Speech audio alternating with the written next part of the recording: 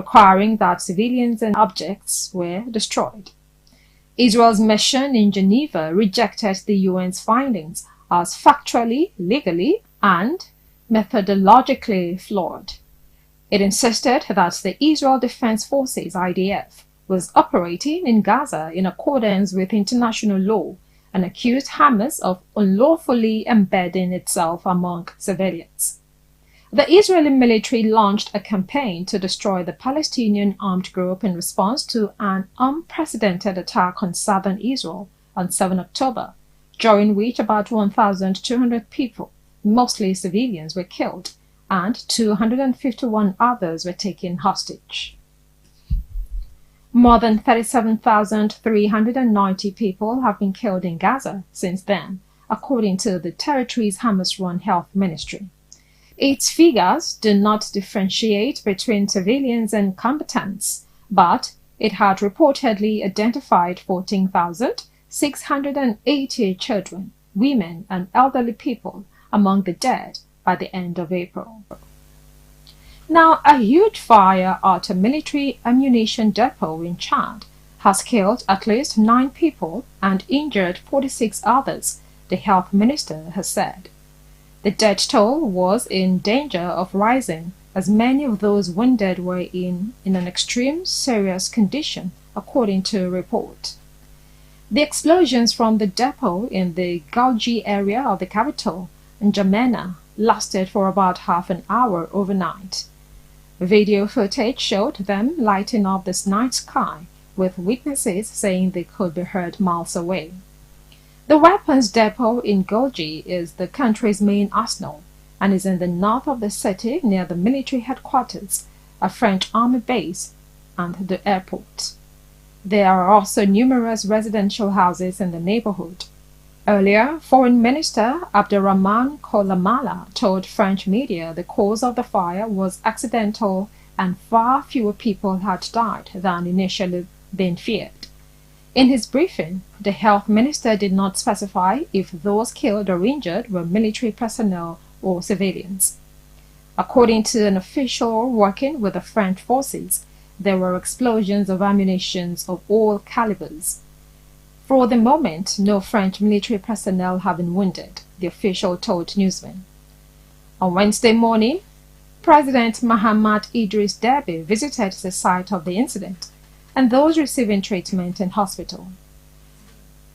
Mr. Koulamallah, who had urged the public to remain calm in the immediate aftermath of the explosions, said an initial inspection suggested several people had been killed in the ammunition storeroom. The soldiers had time to evacuate the vehicles, heavy weapons among others, and were able themselves to take shelter, he told newsmen. France currently has about 1,000 troops in Chad to fight jihadist groups across West Africa. Chadian troops have also played a vital role in battling Islamist militants in the region. And finally, China has changed the names of hundreds of villages in Xinjiang region in a move aimed at erasing Uyghur Muslim culture, Human Rights Watch says. According to a report by the group, hundreds of villages in Xinjiang with names related to the religion, history, or culture of Uyghurs were replaced between 2009 and 2023.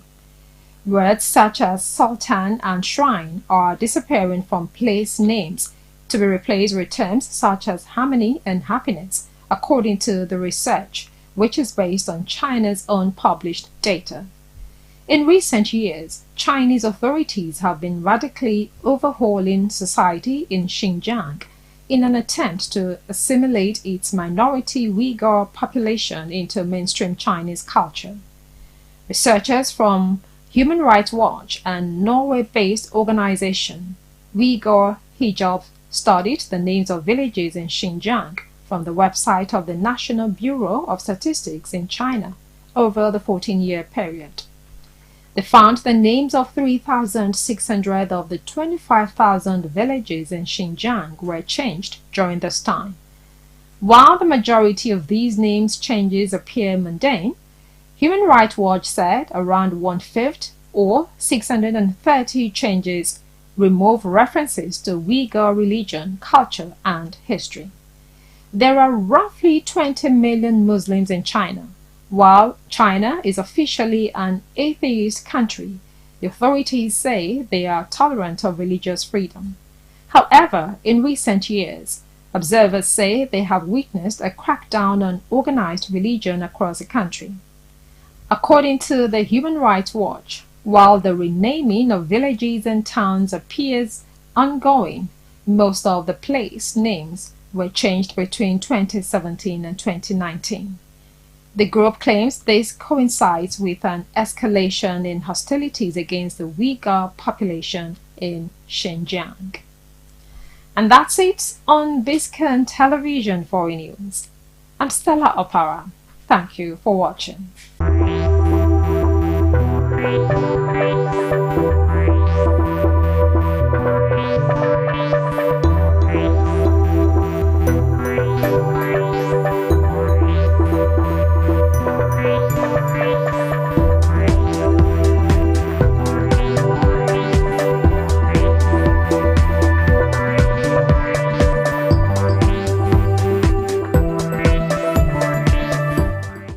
Alhaji Aliko Dangote, GCON, is a Nigerian businessman and industrialist.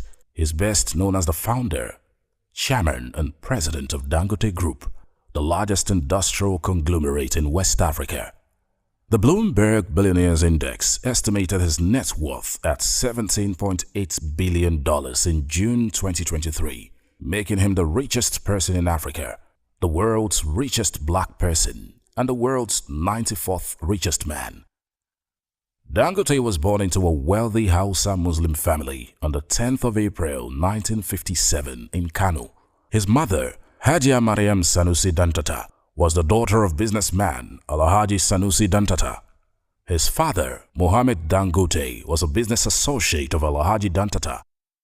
Through his mother, he is the great-grandson of Alhaji Al-Hassan Dantata, the richest person in West Africa at the time of his death in 1955.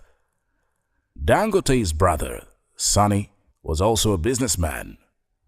Alhaji Aliko Dangote was educated at the Sheikh Ali Kumasi Madrasa. He also attended Capital High School in Kano. In 1978, he graduated from the Government College Birnin Kudu. He received a bachelor's degree in business studies and administration from Al-Azhar University in Cairo, Egypt. The Dangote Group was established as a small trading firm in 1977. The same year, Dangote relocated to Lagos to expand the company. The young Alhaji Aliko Dangote received a 500,000 naira loan from his uncle to begin trading in commodities, including bagged cement as well as agricultural goods like rice and sugar. In the 1990s, he approached the Central Bank of Nigeria with the idea that it would be less expensive for the bank to allow his transport company manage their fleet of staff buses, a proposal that was approved.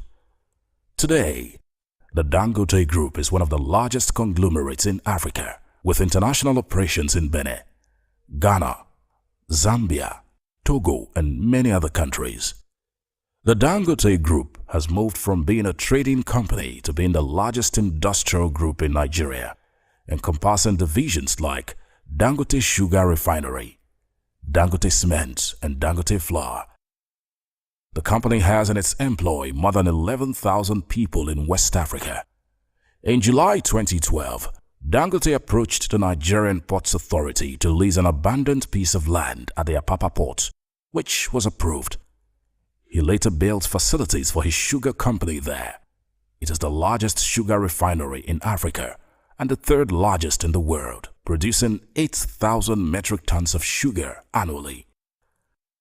The Dangote Group owns salt factories and flour mills and is a major importer of rice, fish, pasta, cement, and fertilizer. The company exports cotton, cashew nuts, cocoa, sesame seeds, and ginger to several other countries. Additionally, it has major investments in real estate, banking, transport, the textile, as well as the oil and gas industry. In February 2022, Dangote announced the completion of the Peugeot assembly facility in Nigeria following its partnership with Stellantis Group, the parent company of Peugeot, and the Kano and Kaduna state governments. The new automobile company, Dangote Peugeot Automobiles Nigeria Limited, DPAN factory, which is based in Kaduna State, commenced operations with a rollout of the Peugeot 301, 508, 3008, 5008, and Landtrek. On the 22nd of May 2023, in Lekki, Lagos, Nigeria, the Dangote refinery was commissioned. The plant plans to export surplus petrol, turning Africa's biggest oil producer into an export hub for petroleum products. It also plans to export diesel. The refinery is situated on a 6,180-acre site at the Lekki Free Trade Zone, Lekki, Lagos. It is supplied with crude oil by the largest subsea pipeline infrastructure in the world at 1,100 kilometers long. Alhaji Aliko Dangote became Nigeria's first billionaire in 2007. He reportedly added $9.2 billion to his personal wealth in 2013, according to the Bloomberg Billionaires Index, making him the 30th richest person in the world at the time and the richest person in Africa. As of June 2020, Alhaji Aliko Dangote was the wealthiest person in Africa with an estimated worth of $20 billion. Alhaji Aliko Dangote played a prominent role in the financing of President Olusegun Obasanjo's re-election bid in 2003, to which he gave over 200 million naira. He contributed 50 million naira to the National Mosque under the aegis of Friends of Obasanjo and Atiku. Alhaji Aliko Dangote also contributed over 200 million naira to the Presidential Library. In 2011, Alhaji Aliko Dangote was appointed by President Goodluck Jonathan to serve as a member of his economic management team. In 2017, rumors circulated that Alhaji Aliko Dangote was considering to run for president of Nigeria in the 2019 election. Dangote declined and responded that he does not intend to run for political positions. Alhaji Aliko Dangote has worked alongside the Bill and Melinda Gates Foundation on public health issues. In August 2014, he donated a huge sum of money to assist the Nigerian government's efforts to stop the spread of Ebola. In May 2016, he pledged $10 million to support Nigerians affected by the Boko Haram insurgency. In March 2020, he donated huge sums of money for the fight against the spread of COVID-19 in Nigeria. In 2019, Alhaji Aliko Dangote and Mr. Femi Otedola promised to give the Nigerian national football team $75,000 for every goal scored in the African Cup of Nations. He's also an avid fan of English football team Arsenal FC and has shown interest in buying the club. In 2020, he donated money to Nigeria's sports ministry to renovate the country's national sports stadium in Abuja. Alhaji Aliko Dangote lives in Lagos. He owns 2 private jets and reportedly works 12 hours every day from 5 a.m. to 5 p.m. and runs 10 miles on a treadmill almost every day. He has 3 daughters named Halima, Maria, and Fatima, and an adopted son named Abdurrahman. Halima followed him into the business world and is currently his company's executive director of commercial operations. Alhaji Aliko Dangote sits on the board of the Corporate Council of Africa and is a member of the Steering Committee of the United Nations Secretary-General's Global Education First Initiative, the Clinton Global Initiative, and the International Business Council of the World Economic Forum. He was named co-chair of the U.S. Africa Business Center in September 2016 by the U.S. Chamber of Commerce. In April 2017, he joined the board of the directors of the Clinton Health Access Initiative. He is also on the board of One Campaign. Alhaji Aliko Dangote was appointed the founding chairman of the Nigeria End Malaria Council by former President Muhammadu Buhari in August 2022. He is also a member of the Global End Malaria Council, along with other leaders including Bill Gates, Ray Chambers, and former Liberian President Ellen Johnson Sirleaf. Welcome to Biscon Television, where creativity meets impact. Are you ready to take your brand to the next level? Look no further, because we've got you covered. I am Olapeju Ajidagba, and today I'm thrilled to introduce you to the power of Biscon. At Biscon TV, we're not just an advertising company, we're storytellers. We believe that every brand has a unique story to tell, and we're here to help you share that story with the world. Whether you're a small startup or a well-established corporation, our team of creative experts is dedicated to crafting unforgettable advertisements tailored to your brand's personality and objectives. From concept development to post-production, we handle every aspect of advertising process with precision and passion. Our goal is simple: to create ads that not only grab attention, but also leave a lasting impression on your audience. But don't just take our word for it. Let's hear from some of our satisfied clients. Biscon should be seen as the traditional tablet to reduce blood pressure. Now, myself and my wife, Biscon has made it easier for us to sit together and watch a program. Not watching any film or anything, but watching the social activities which reduce tension. So I must thank you. Today, we find out that he's arguably one of the longest running shows on television, and I stand corrected with that. This is, of course, the Biscon Tv show. So I'm very happy to be associated with Biscon TV, and I hope Biscon TV all the best. The most exciting part of it all for me is the fact that it's 24 hours. And on a personal note, he's a gentleman, who really understands the nitty-gritty of broadcasting, radio, TV, you name it. Like I said earlier on, it's an household game, and it's a media all socialites wants to associate with. And if you are rural in Nigeria and the sun is not there when you are having your entertainment or whatever program, just like I had when I gave my daughter's hand in marriage recently, it's the top notch, and people will stay all night just to watch this one. So kudos to you, and wish you all the best as we continue to pray for more improvements and more entertaining programs that will keep us alive and continue to respect the television. So it's a good program. As for the television, initially when it started, I thought it was more of news. So going forward, it probably needs going forward more content, more lifestyle, something different from what other people are doing. Prince Bisi Olatilo is undoubtedly one of Nigeria's finest broadcasters and a distinguished talk show host.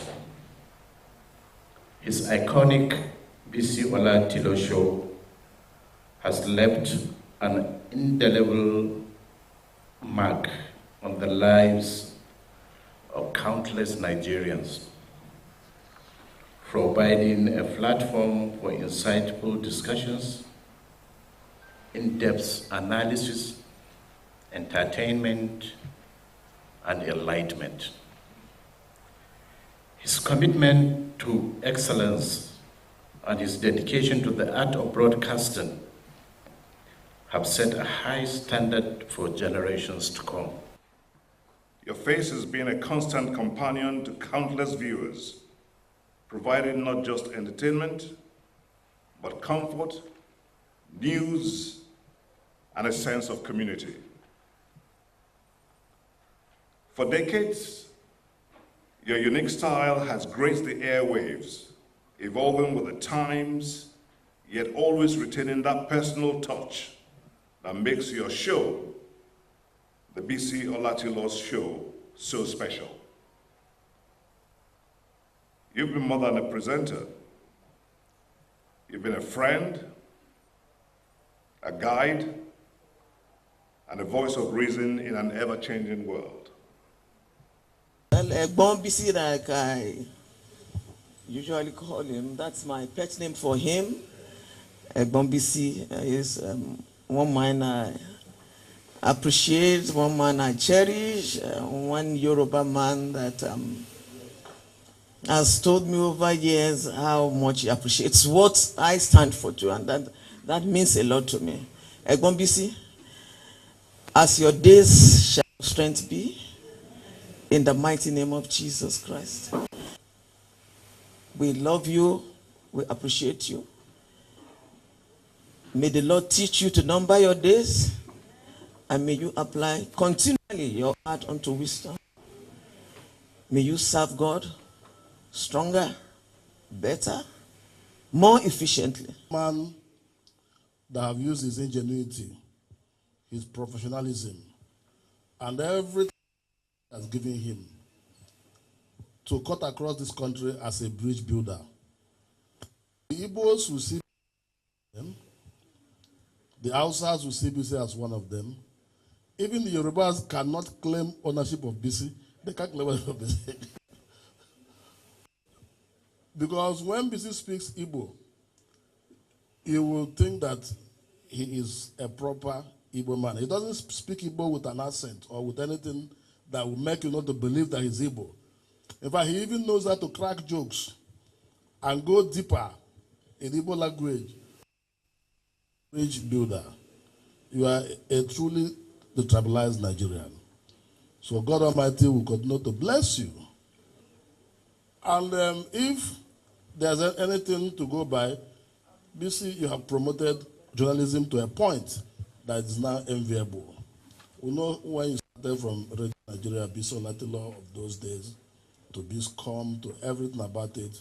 And we all look up to you. And thank you for not relenting, for not stopping this journalism. And like John said, you've etched your name forever, and your light will shine forever. Oh, I just want to say that BC Olatilo is no longer a Yoruba man.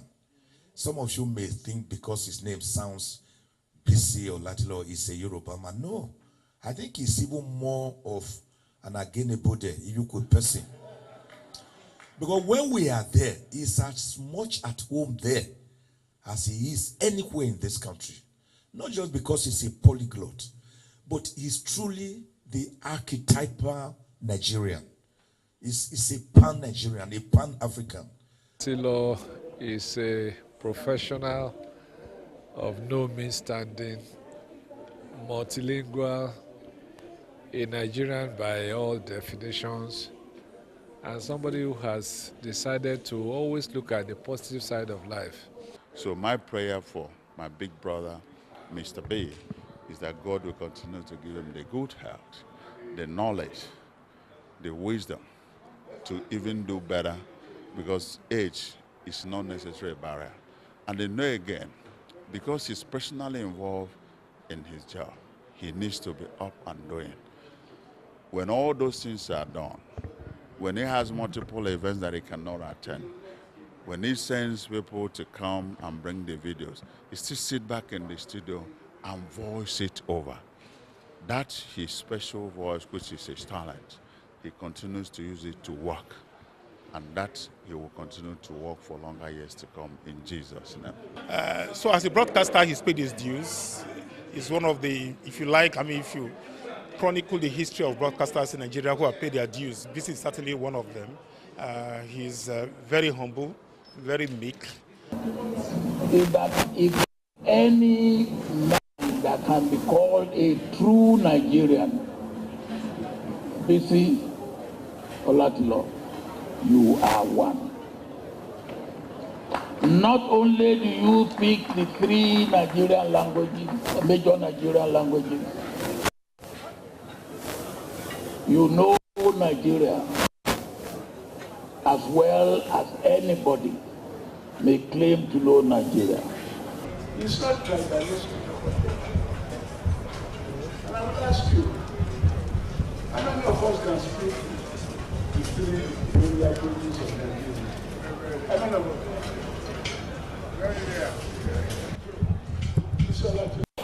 And I prayed for you. My prayer to you on this occasion, I'm going to confess everything. God will give you all that you wish in your life. In the name of God the Father, God the Son, and God the Holy Spirit. Thank you. We've known ourselves for so many years. And I remember when he was about to start his Biscon days, we talked about it, started it, we encouraged him, and today he's a superstar. We all pray and adore him. What impact one has had on others, judging by that yardstick? My brother, Prince Olatilo, has had a lot of achievements. Your life has been that of service and honor. You know, I met him about 25 years ago when I was minister. He had made an impression on me. And I was happy that he told me he was going to establish his own company, and he's doing very well. Congratulations. I always watch your Biscon because it is anti-aging. When I watch it, I dance with them, people who are dancing, people who are rejoicing, and I must say, you've done very well. You taught many lives, and I congratulate you. I believe has the greatest, the biggest heart, larger than life most of the time. So, what else can one say about such a wonderful person? And of course, a true royal. The way he carries himself, the way he comports himself, is constantly reaching out, is constantly supporting. He's always good.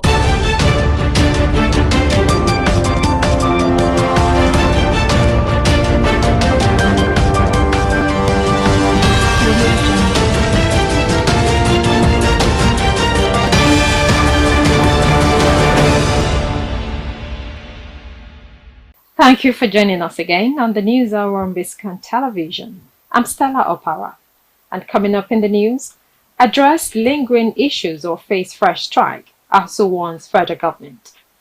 33 LCDAs created by late Ondo Governor Akeredolu illegal, court declares. In business news, NNPCL Total Energies invest $550 million to unlock Nigeria's gas potential. On the foreign scene, extreme heat kills hundreds, millions more sweltering worldwide as summer begins. And in the weather sport, Super Eagles fall 8 places after dismal World Cup qualifiers. Now the news in full. The Academic Staff Union of Universities, ASU, Federal University Gashua branch in Yobe State, has asked the federal government to address the lingering issues affecting universities to avoid another disruption of academic activities on campuses. The chairman of the branch, Melemi Abacha, and his members who addressed journalists at Damaturu, the state capital, has outlined funding for the revitalization of Nigerian public universities and the renegotiation of the 2009 agreement among the major issues. Melemi also explained that the removal of fuel subsidy without credible alternatives has brought untold hardship on the people, adding that it would not want to compound it with yet another disruption of academic activities. The union also called on federal government to show sensitivity to the plight of Nigerians by speedily agreeing and implementing an acceptable living wage for Nigerian workers to assuage the suffering of Nigerians. The warning comes on the heels of the ongoing battle between federal government and the labor unions over a new minimum wage. Now, an Ondo State High Court sitting in Akure, the state capital, has declared that the creation of the 33 local council development areas by late Governor Oluwarotimi Akeredolu was unconstitutional and illegal. According to the presiding judge, Justice A.O. Adebusoye, the LCDAs were not lawfully created. Akeredolu had in September 2023 signed the bill establishing the councils into law after it was passed by the State House of Assembly members after the third reading. The newly created LCDAs are coexisting with the 18 local government areas in the state, bringing the total into 51.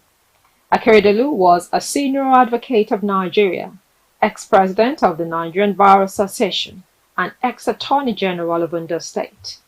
He governed Ondo from February 24, 2017 till his unfortunate death on December 27, 2023. His deputy, Lucky Ayedatiwa, was immediately sworn in as governor. In another story, the Inspector General of Police, Kayode Egbetokun, said his men would continue to barricade all local government secretariats in Rivers State amidst the ongoing political tension. He also said the recent controversy surrounding the recruitment of police constables is really appalling, as he highlighted the rigorous standards expected of officers.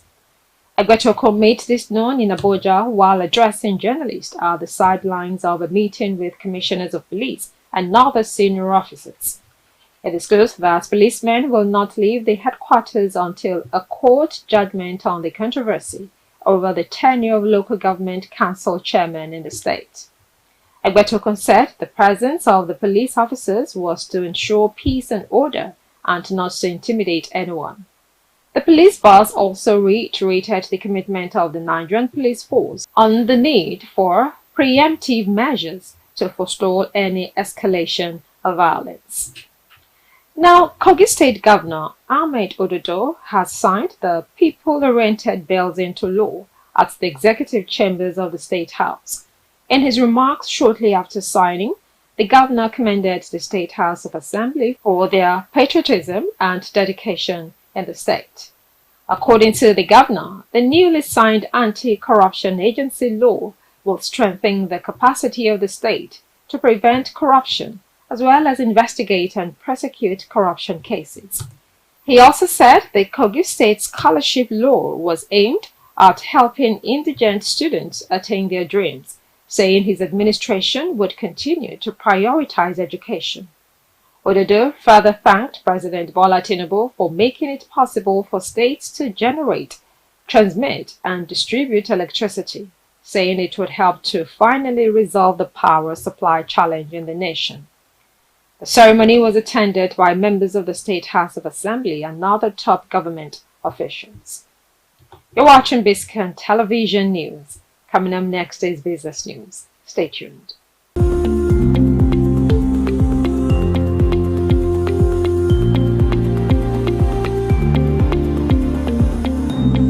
Welcome back. It's now time for business news. In a significant move to enhance Nigeria's oil and gas production, the NNPC Total Energies JV has announced a $550 million final investment decision for the Ubeta Field Development Project. The milestone, according to NNPC, aligns with President Bola Tinubu's presidential executive order on oil and gas reforms, designed to improve the investment climate and position Nigeria as the premier investment destination for the oil and gas sector in Africa. Discovered in 1964, the Ubeta field, located northwest of Port Harcourt in the eastern Niger Delta, is projected to produce about 350 million standard cubic feet per day of gas and 10,000 barrels per day of associated liquids. The development will tap into Nigeria's vast gas reserves and support gas supply to Nigeria Liquefied Natural Gas Limited. In a statement issued by NNPCL Chief Corporate Communications Officer Olufemi Shoneye, the Group Chief Executive Officer of NNPC, Mele Kyari, expressed gratitude for stakeholder support and highlighted the role of President Bola Tinubu's administration in creating a conducive operational environment. We take another short break, and when we return, we'll bring you politics news. Join us again.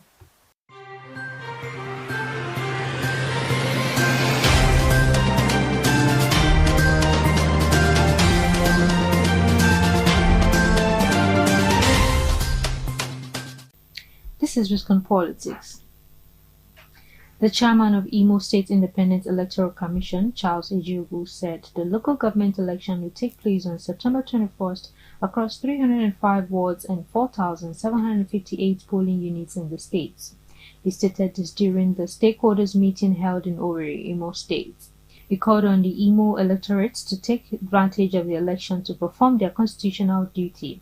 He also said ISEC would not shirk its mandated duty of observing the primaries as duly stipulated in the Electoral Act as amended. Traditional rulers, presidents general, opinion leaders, women and youth groups, market associations, trade groups, civil society organizations, media, clergy, and faith-based organizations, political leaders, among others, were present at the meeting.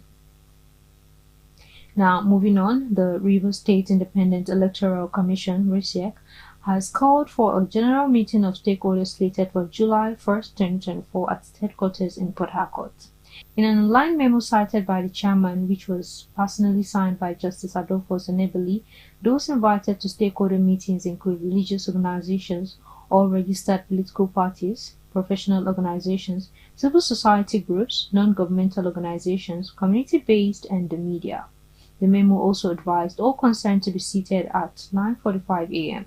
Although the details of the agenda for the meeting were not given, however, it will be recalled that Governor Siminalayi Fubara assured that the process of conducting election into the 23 local government areas that will produce elected executive chairmen and councillors will kick off immediately, hinting that the tenure of the caretaker committees will be short. Now, the People's Democratic Party (PDP) has extended the deadline for the sale of forms for its 2024 congresses from June 17 to June 28. National Publicity Secretary of the party, Debo Oluwagba, said in a statement. He said the extension was approved by the party's National Working Committee pursuant to its power under the party's constitution. Oluwagba added that the deadline for the submission of completed state executive forms has also been extended from June 21st to July 5th. He advised all party leaders, stakeholders, and members to note the extension and be guided accordingly. That's all on Biscon Politics.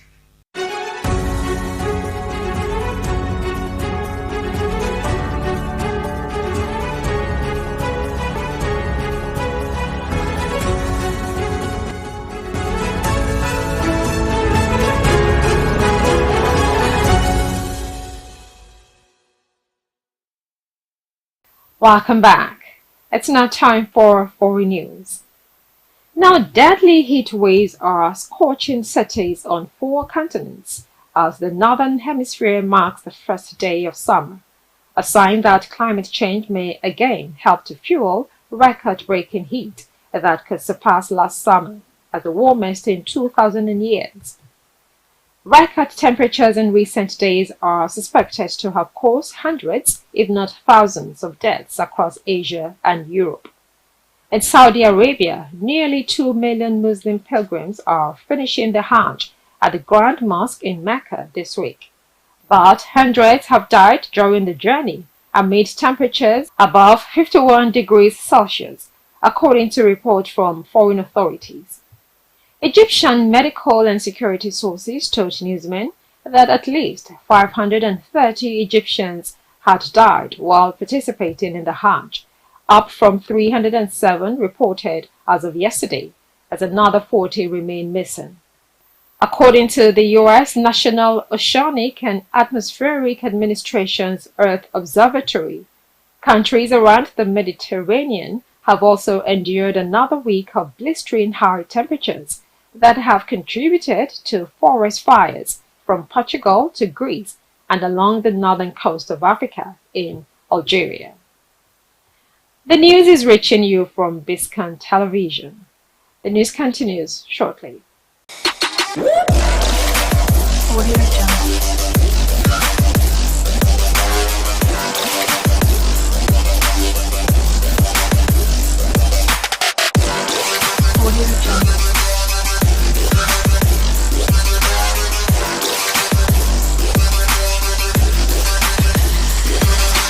Hello, this is Sports News. The Super Eagles are falling by 8 places in the latest FIFA rankings, moving to 38 globally following a dismal outing in the race for the 2026 World Cup. Nigeria lost to the Benin Republic for the first time and had before then drawn South Africa all games in the 2026 World Cup qualifiers for Africa, leaving their hopes of reaching the competition hanging in the balance. In FIFA's latest ranking released on Thursday, the Super Eagles are now 5th in Africa, falling 2 steps behind on the continental pecking order. Morocco moved up 1 place as the best team in Africa, placing 12th globally. They are followed by Senegal 18th, Egypt 36th, and Cote d'Ivoire 37th in 2nd, 3rd, and 4th respectively of the continental rankings. Argentina, France, Belgium, Brazil, and England in the order occupy the first 5 positions globally. The Super Eagles' poor World Cup qualification run has seen them manage only 3 points from 4 games, 4 points below leaders Rwanda in the Group C race. Following the dismal showing, the Nigeria Football Federation (NFF) said it will hire a technical advisor for the team in the coming weeks. Days after the move, Finidi George resigned as the head coach of the team, less than 2 months after he was appointed to lead the Super Eagles. Finidi's resignation came at the time that star forward Victor Osimhen fired back at him over a comment he allegedly made accusing the Napoli player of non-commitment to the national team. The NFF has yet to officially comment on Finidi's resignation or Osimhen's outburst. The Super Eagles' next competitive game will be later in the year when the 2025 Africa Cup of Nations AFCON qualifiers begin. Now, UEFA handed out a punishment for offensive chants and disorder following an incident involving Croatia fans in 2023. It emerged on Thursday that Serbia had threatened to pull out of the summer's European Championship. Dragan Stojkovic's side, who lost their Group C opener against England on Sunday, are scheduled to face Slovenia at the Allianz Arena in Munich on Thursday afternoon. Jovan Sobatovic, the General Secretary of the Football Association of Serbia, has submitted a request for UEFA to punish both Croatia and Albania for their late chants in the 59th minute. In fact, he has warned that Serbia are ready to walk away from the competition if no action is taken. Serbia will likely be under a huge fine if they did walk away from the tournament. UEFA previously handed out a $165,000 fine to Croatia's Football Federation for offensive chants and disorder by fans at the Nations League finals in 2023. The said its disciplinary panel combined incidents during games against the Netherlands and Spain at the tournament.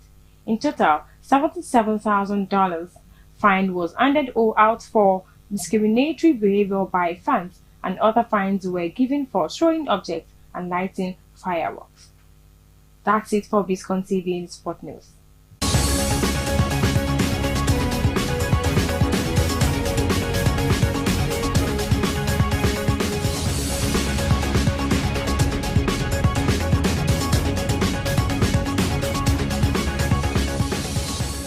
Welcome back.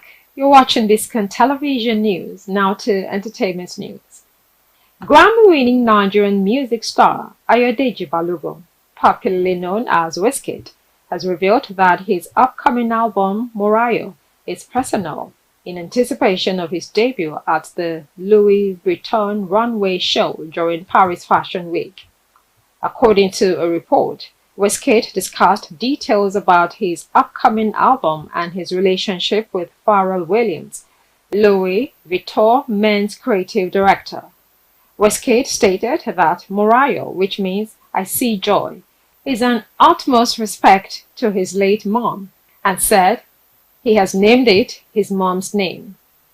He said, as an African child with a Nigerian blood and DNA, it's important for people to know his source of magic, adding that it is also important for him to promote the Yoruba culture for the world there. The musician attributed his style influences to TV and magazines, as well as his upbringing alongside 12 sisters.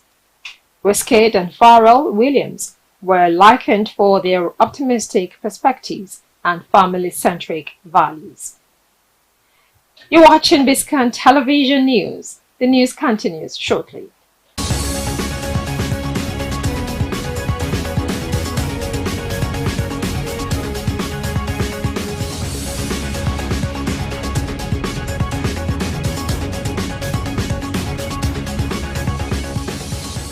Welcome back to Biscon Television News. Now to the major points of the news again. On the national scene, address lingering issues or face fresh strike. as the one's federal government. 33 LCDAs created by late Ondo Governor Akeredolu illegal, court declares. In business news, NNPCL and Total Energies invest $550 million to unlock Nigeria's gas potential. On the foreign scene, extreme heat kills hundreds, millions more sweltering worldwide as summer begins. And in the world of sport, Super Eagles fall 8 places after dismal World Cup qualifiers. And that's the news on Biscon Television, compiled and produced by Tomiloba Abalarin. We leave you with the last line. Truth does not mind being questioned, but a lie does not like being challenged. I'm Stella Opara. Thank you for watching.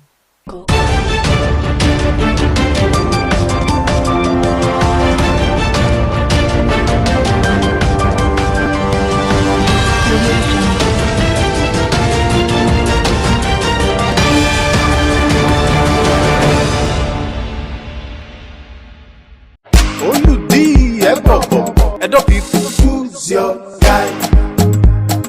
Olumide Apata, Oludi. See as we dey like beans and rice. Edo people, I will never leave your side. I will never ever. I dedicate my time forever.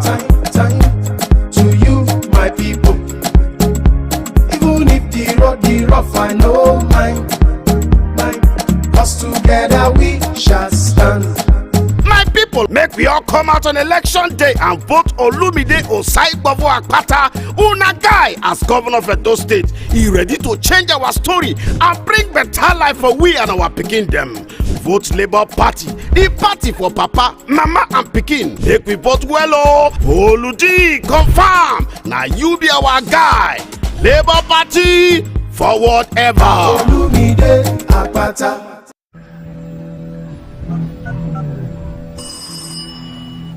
If we not be men we sabi, we no go vote any other person. We no go vote. If we not be PDP, we no go vote any other party. We no go vote. That's why you go man we sabi. You got better of them all. Now him go lead us to the promised land. That's why you go for governor. Okay, na correct man we sabi. Deputy material 1 million yards. He go follow lead us to the promised land.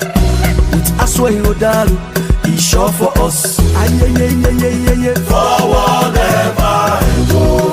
If Aswai they there we go prosper. Alagoda we know they go back. Aswai Odalu for governor. Forward ever and go. Mama, if Aswai they there we go prosper. Alagoda we know they go back. Aswai Odalu for governor. Sure you go vote for PDP. Oh yes. PDP. Oh yes.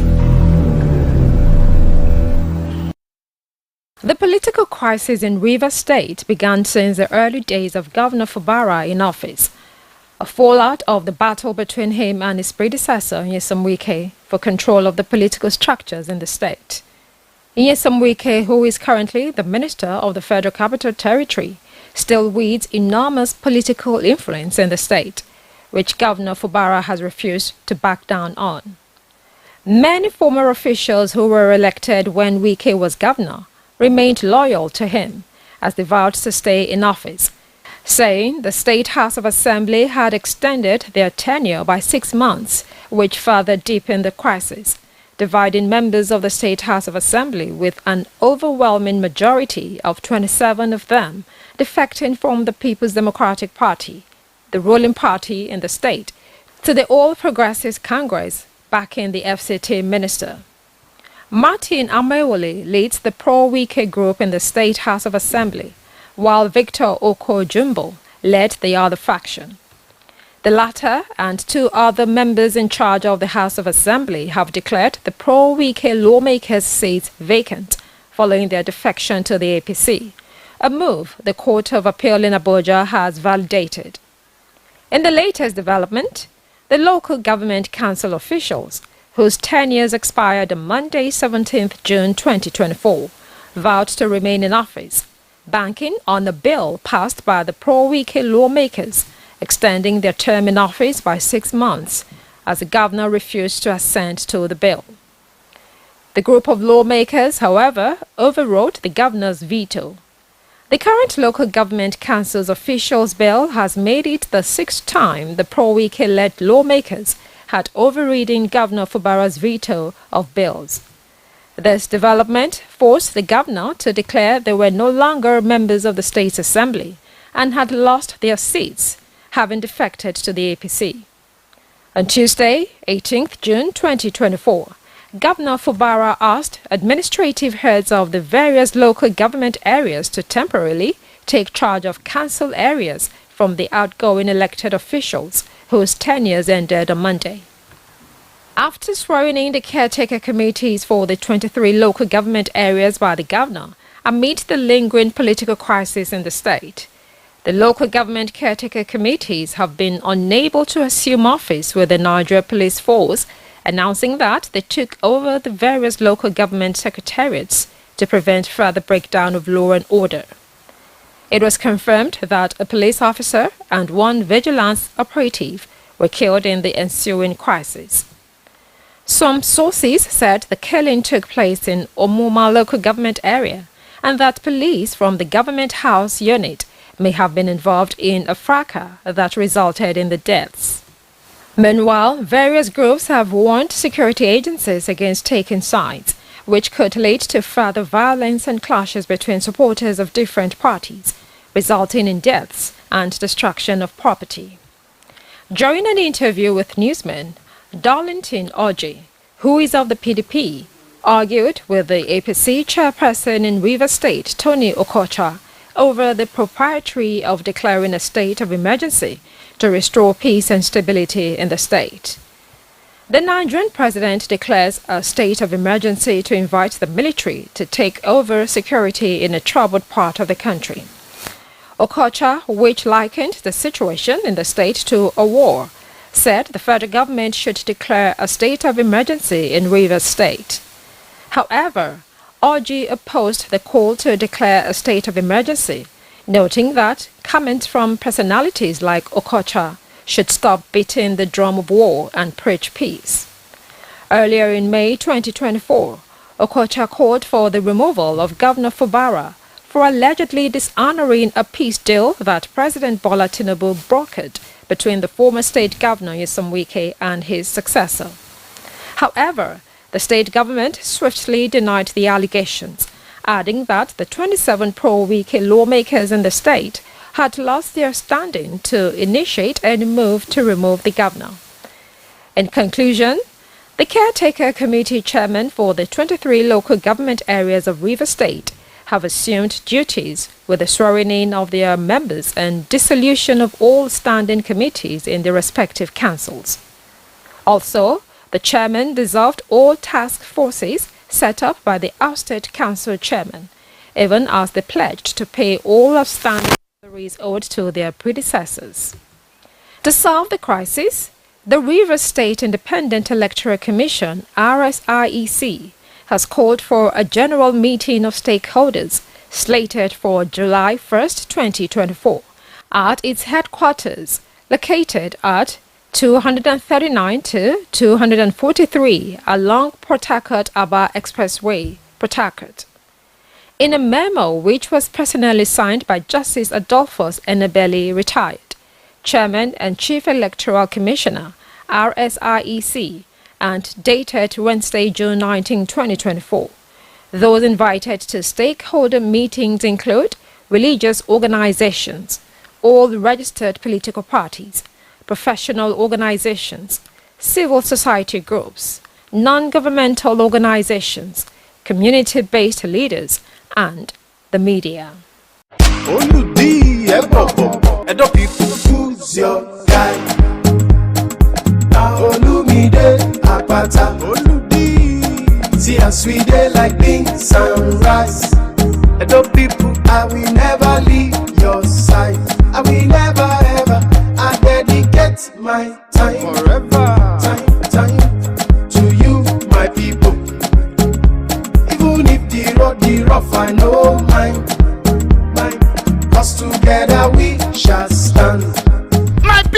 Make we all come out on election day and vote Olumide Osaigbavo Akpata, una guy as governor of Edo State. He ready to change our story and bring better life for we and our pikin them.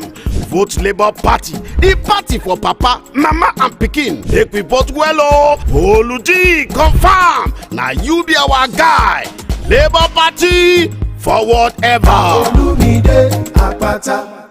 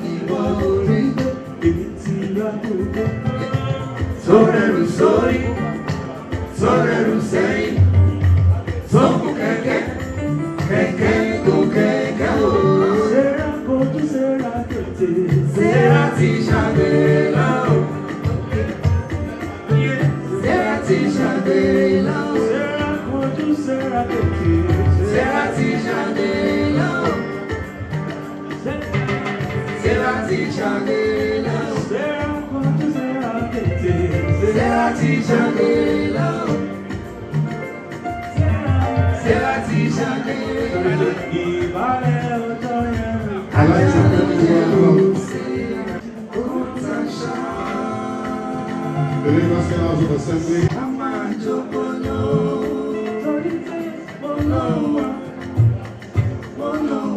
25 years of unbroken democratic governance in Nigeria.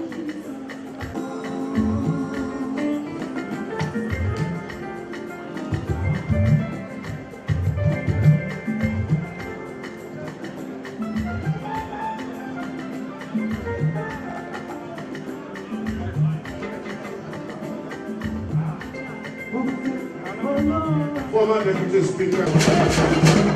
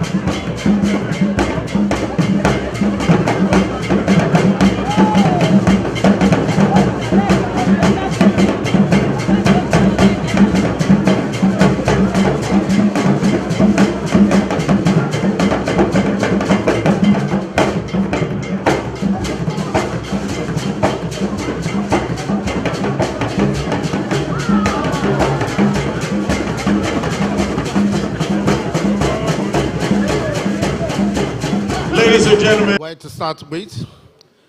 I just have to say a very big thank you to each one of us in this hall.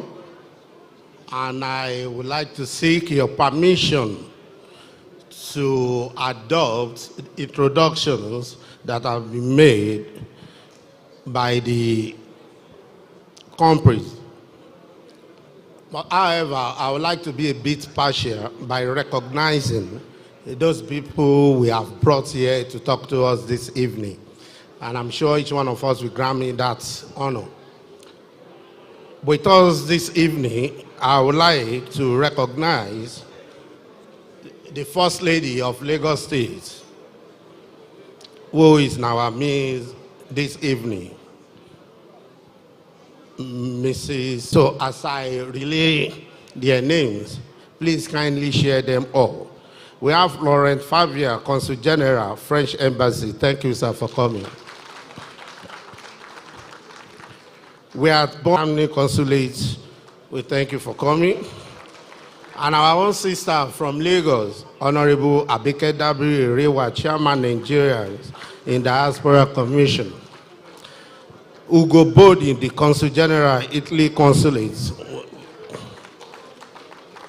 And Johnny Baxter, United Kingdom British Deputy High Commissioner. We also have somebody I can call, either, what do we call it? Frenemy. He's a friend, he's also an enemy, because you have to be very careful and you need to toe the line so he will not become your enemy. You know, when you see somebody that says he's fighting corruption, that simply means you need to be careful to relate with him, but yet he's still our friend. And we have with us Mr. Adebo Adeniran, Chairman, Center for Anti-Corruption and Open Leadership. Thank you for coming. We also have Mr. Michael A. Evin, USA Political and Economic Chief, U.S. Embassy. Thank you. Mr. Muda Yusuf, former Director General, Lagos State Chamber of Commerce and Industry. Thank you, sir, for coming. We have Professor Egusa Osagi, DG, Nigerian Institute of International Affairs. And we have our father, an industrialist, here with us this evening. We just want to say big thank you to him for being here by this time. Prince Samuel Ade doing investments. Thank you, sir, for coming. And our mother, our sister, for us to go back home, likewise me. And if I fail to do this, my own life may be a bit difficult. So permit me to recognize my lovely and beautiful wife, Mrs. Olushola Falilat Obasa. She's here with us. And I also have my lovely children, two of them here, to witness what we call democracy and how we grow democracy in this part of the world. We have Sinas Abeke Obasa here with us, and also Ibatu Lai Obasa. They are all here to witness how we celebrate democracy. So once again, I want to thank all of you. My brothers and colleagues from Lagos State House of Assembly, I thank you. They have been very supportive, very dedicated, very loyal, and they have been serving people of Lagos with all totality and loyalty, and I can never thank you enough. If not for them, there won't be what they call speaker today. As we all know, first among the equals, because they are all qualified. So I say thank you, God bless you, I thank you all. And our party leaders, GAC, I can't mention you individually, but I thank you for coming. So ladies and gentlemen, esteemed guests, fellow citizens of Lagos State, welcome to this evening celebration marking 25 years of unbroken democracy in Nigeria. Sipping our drinks and enjoying others' company.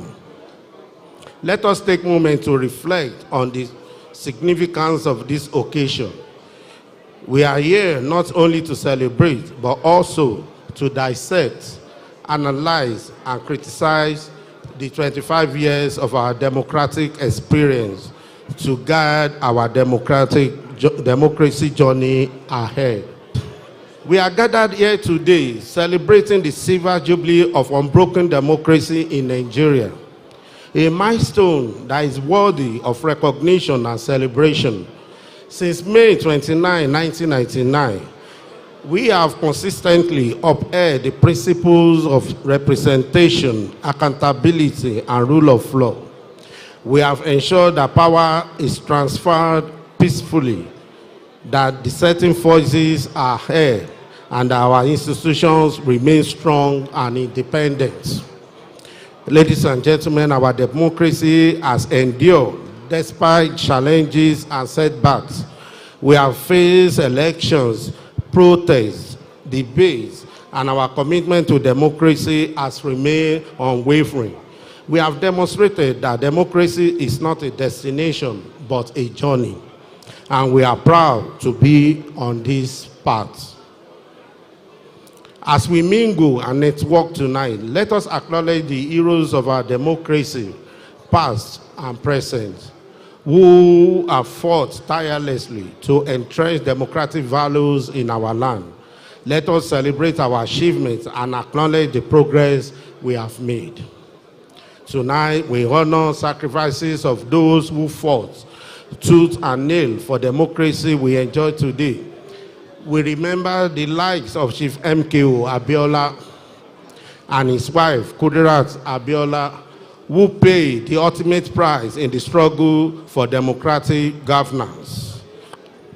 We remember the courage and resilience of those who stood firm in the face of oppression, who refused to be silenced, who fought for the freedom we enjoy today.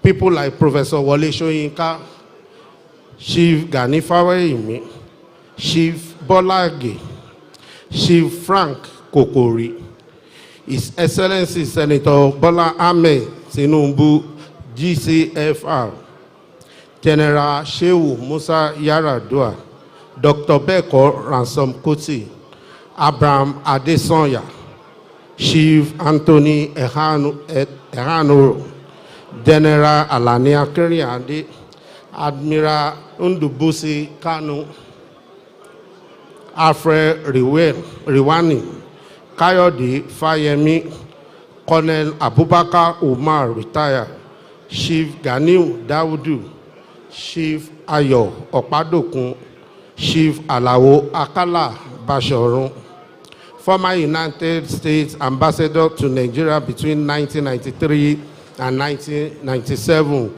Walter Carrington, late Navy Commodore Ebitu Ikwe, retired, Clement Nwako, late Balarabe Musa, Olu Falaye, Lam Adeshino, Chief Olabi Idrojaye, Dan Sulaiman, Right Reverend Bolanle Bonigi, Professor Bolaji Akinyemi, former Foreign Affairs Minister, Professor Segun Gbadigesin, Rokpo Shekoni, Adebanjo, and General Adebayo Williams, who all offered intellectual support for NADECO. Femi Falana, SAN, who luckily is with us this evening. Femi Aborishade, Joe Igbokwe, Olisa Agbakuba, Chief Cornelius Adebayo, Ayo Obe, Governor Uba Sani, Reverend Father Matthew Kuka, Ebu Adegboruwa, Clement Nwako, Debo Adeniran, who is also with us, Akinola Orishagbemi, who was personal assistant to Kudirat Abiola, Chukwuemeka Iseife, who died recently, Innocent Chukwuma, Shima Ubani, Bumi Aborishade, Dr. Tunji Braithwaite, Chief Rav Obioha, Colonel Gabriel Ajayi, Senator Shehu Sani, Abdul Oro, and Ayo Adebanjo. Journalists who joined the struggle include former Governor of Ogun State, Chief Olusegun Oshoba, Nosa Igeebo, Bayo Ononuga of the News and Temple, Kunle Ajibade, who was jailed for life, Bayo Ononuga, Babafemi Ojodu, Chris Anyanwu, and Bagauda Kato, who was killed, to mention but a few. Others who joined the struggle include Dr. Frederick Fashewu and Are Gani Adams of OPC organization. Ayodele Adewale, a young man then, but a grown up now, is here with us this evening. And many unsung heroes who were killed on the streets of Lagos. Another part of Nigeria, media organizations, including National Concord, Tel Magazine, Punch, The Guardian, and Tribune, truly proved their worth as fourth estate of the realm. There were also resilient market women, ably led by Alaja Abibat Mogaji, the late Iyaloja General. We also remember noble rules of some of our royal fathers, particularly the Awujale of Ijebuland, His Royal Majesty Sikiru Adetono. The Nigerian Labour Congress at the time played formidable roles, as well as National Association of Nigeria Students. They have all etched their names in golden book of this great nation. Here we must mention some countries that stood staunchly with us during the turbulent military era, especially Canadian and South African governments. The sacrifices of all heroes have made it possible for us to gather here tonight, enjoying the fruits of democracy. We are able to assemble freely, to express our opinions openly, and to participate in democratic process without fear of persecution. These are rights that were hard-won, and we must never take them for granted. Of course, we also remember inglorious activities of those who were against democracy in Nigeria, the likes of General Babangida, General Sani Abacha, General Chris Ali, Professor Humphrey Nwosu, Babangana Kingigbe, Tony Aneni, Chief Uche Chukwumerije, Daniel Kanu, Ato Inseribe, Professor Jerry Gana, Alhaji Lateef Shofolahan, General Ishaya Bamai, Sergeant Rogers, Colonel Frank Obmeka, General David Mang, who threatened to kill MKO Abiola if he was sworn in as president, and who later became a major beneficiary of democracy and a host of father. He became a senator, and not just a senator, Senate president, and he threatened then he was going to kill MK Abiola. All these individuals, in one way or another, have been criticized for their links with anti-democratic forces during the struggle for the present democracy. Definitely, history will not forget all their roles while sabotaging the democratic progress of this nation. Distinguished ladies and gentlemen, as a Speaker of Lagos State House of Assembly, a house that prides itself as being above common standard of excellence, I am proud to acknowledge the critical role that the legislative arm of government has played in shaping our democracy. We have worked tirelessly to promote good governance, accountability, and rule of law. We have passed laws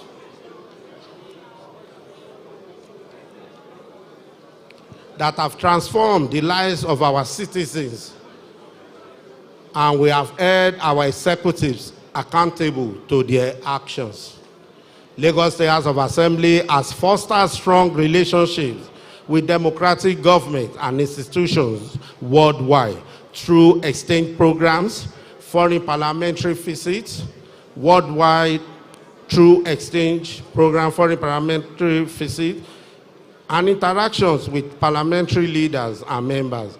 The Assembly prioritizes the education and development of its members and staff, sponsoring them to attend various training programs, seminars, and conferences locally and globally. These include Annual Commonwealth Parliamentary Association, CPA, National Conference of State Legislature NCSL in USA, International Bar Association conferences, International Law Institute programs in Washington, USA, and visit to the British Parliament, the Westminster. As a transformative and people-centric legislature, the House of Assembly has delivered impactful laws and representation, reforming justice, social welfare, and security systems, and driving tax reform, infrastructural development, and transportation improvement. These have attracted significant attention from local and international admirers, leading to frequent visits from international representatives, private citizens seeking to learn from us, exchange ideas, conduct research, or participate in exchange programs. These visitors hail from Europe, America, Africa, reflecting the Assembly's growing global reputation as a transformative legislature. In this vein, we recognize countries like France, Italy, Germany, USA, China, UK, South Africa, Kenya, and Liberia that have had relationship with Lagos State House of Assembly. As we speak, we have also received PhD students in the House who have chosen our institution for their thesis. But our democracy is not a destination, as I said, it is a journey. And we must continue to guard it jealously, for it is the foundation upon which the fabric of our nation's progress is built. We must continue to promote democratic values, protect human rights, and ensure that our democracy remains perpetual, unbroken. Thus, in assessing the level of progress of our democracy, we have invited local and foreign speakers to give us their honest perspective. Let me use this medium to acknowledge the presence of our esteemed guests, newspaper editors, and other stakeholders who have consistently played a crucial role in shaping our democracy. Your contributions, whether through criticisms, bills, or activism, and what's not, have been invaluable in holding our leaders accountable and promoting democratic values. As we be raising our glasses and toasting to 25 years of democracy, to continue growth and strength of our nation tonight, and to unwavering commitment of Nigerians to democratic governance, I want to specially thank our esteemed guest speakers. I urge us to play roles in developing our democracy as a commentator or as a critic. At the same time, I solicit for support for legislative institutions, particularly state houses of assembly throughout the Federation, to further deepen democratic values in the state, protect democratic institutions, and entrench representative government in our grassroots. Thank you. Let us enjoy the rest of the evening as we listen to other speakers. Long live democracy, long live Lagos, long live Federal Republic of Nigeria. Thank you. God bless you. Ladies and gentlemen. Honorable Dr. Obasa, this evening, I must ask a few of us, how has democracy played out in favor of Nigerians in the last 25 years? Can someone in our midst tell us, please? Can I cite any of the ushers here that can pass the microphone to... Let me just help by saying that we're on a journey. We have not reached the promised land, but we truly will get there because we've had 20... Wife of the governor, members of the House of Assembly, members of the diplomatic community, leaders of our very, very great party, the All Progressives Congress, members of parties who are opposed to us, who are in our midst, distinguished ladies and gentlemen, good evening. And I think that I like the part where Speaker Obasa said that his children were in the hall. I like that part. And he brought them to see what democratic celebrations and institutions are like. So I want to start my intervention from there and to say that if there was no democracy, there will be no House of Assembly. And so for those who wonder why we celebrate, we're celebrating liberties, we're celebrating the freedoms to make laws through people representing us, elected by us.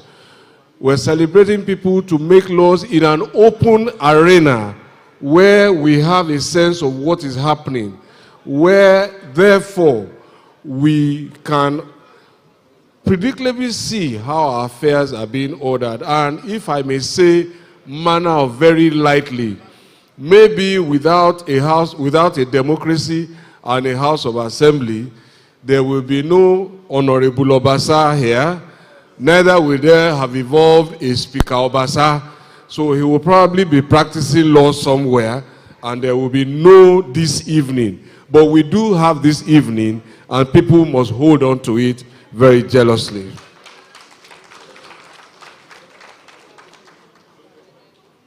I'm going to try and make my intervention short. I've written down some notes. And just to say that for those who understandably are impatient with the democracy, I hear them. It can be a tedious way to govern. And there's perhaps no better person to express that to you than the Speaker of a House, having to work with 39 other members to reach decisions. And then, as if that wasn't easy or difficult enough, the executive arm having to bring perhaps a money bill to Parliament, and then by the time it comes out, it has changed what it looks like. The skirt is probably longer, they removed one arm, and when you go there, they say, but our constituency. And we need to understand this. But for those who are impatient with it, listen, there is no better way to order our affairs. I will not trade the liberties that it offers for anything else. And so I hear some of those frustrations, if you like, with the process when they now say, oh, Nigeria is not a federal state, it's a unitary state. It's this, there's power too much here, there's power too much there, and we should take it off. But I disagree with them, they are wrong. We are a federal state, and let me tell you why. A federal country, federal state, whatever. Let me tell you why. We have multi-level legislative houses. From the local council, we have multi-level judicial systems, from the customary courts to the various magistrates, states, federal, and appellate courts. We are appellate courts. We also have different levels of government exercising different forms of responsibilities. And this you will find in the exclusive and the concurrent list. And of course, what is not in those two lists is the residual authority that retains and resides in all the states. So, for example, I say that the National Assembly cannot make laws on matters relating to landlord and tenant, for example. They can't make laws about rent control. That is the preserve of each state. So, and I ask how many of us are really using these powers of landlord and tenant laws, rent control, to protect our citizens from Shylock landlords. This House once passed a similar law, reducing it from, I think, 3 years to 1 year. It has had its impact. But at this time of very severe economic challenges and cost of living issues, I think we can go back. And I think if we give our people the opportunity to get 3 months or 6 months rent, to pay 6 months, at the worst in advance, we would have helped in no small way. But I leave Mr. Speaker to think about that.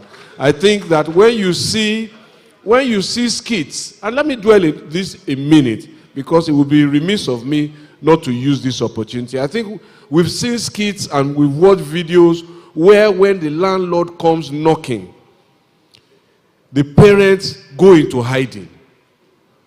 And they tell their children, go and tell the landlord I am not at home.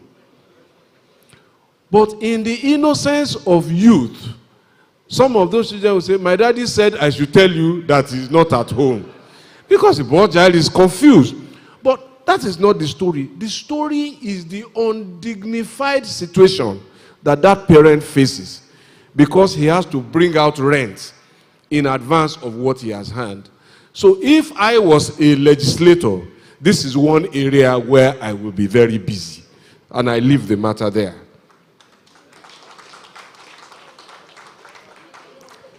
So for those who say that we are not a federal system of government, I have disagreed with them. And I have shown why. We have multi-level this, multi-level that. And I decide to apply what I call the duck test. If you know the famous duck test, it says that if it looks like a duck, swims like a duck, and quacks like a duck, then it is probably a duck. So given all of the tests that we have had, multi-level judiciary, multi-level lawmaking, I say about our constitution and about our republic that we are federal because we share powers like a federal government. We have multi-level systems like a federal government. We most certainly are a federal government. Now, is that federal arrangement perfect? Certainly not. And there is a lot that can be improved in the process. And this is why I am truly delighted to be here at the invitation of the Speaker and his colleagues to come and speak about federalism and the quest for a perfect union.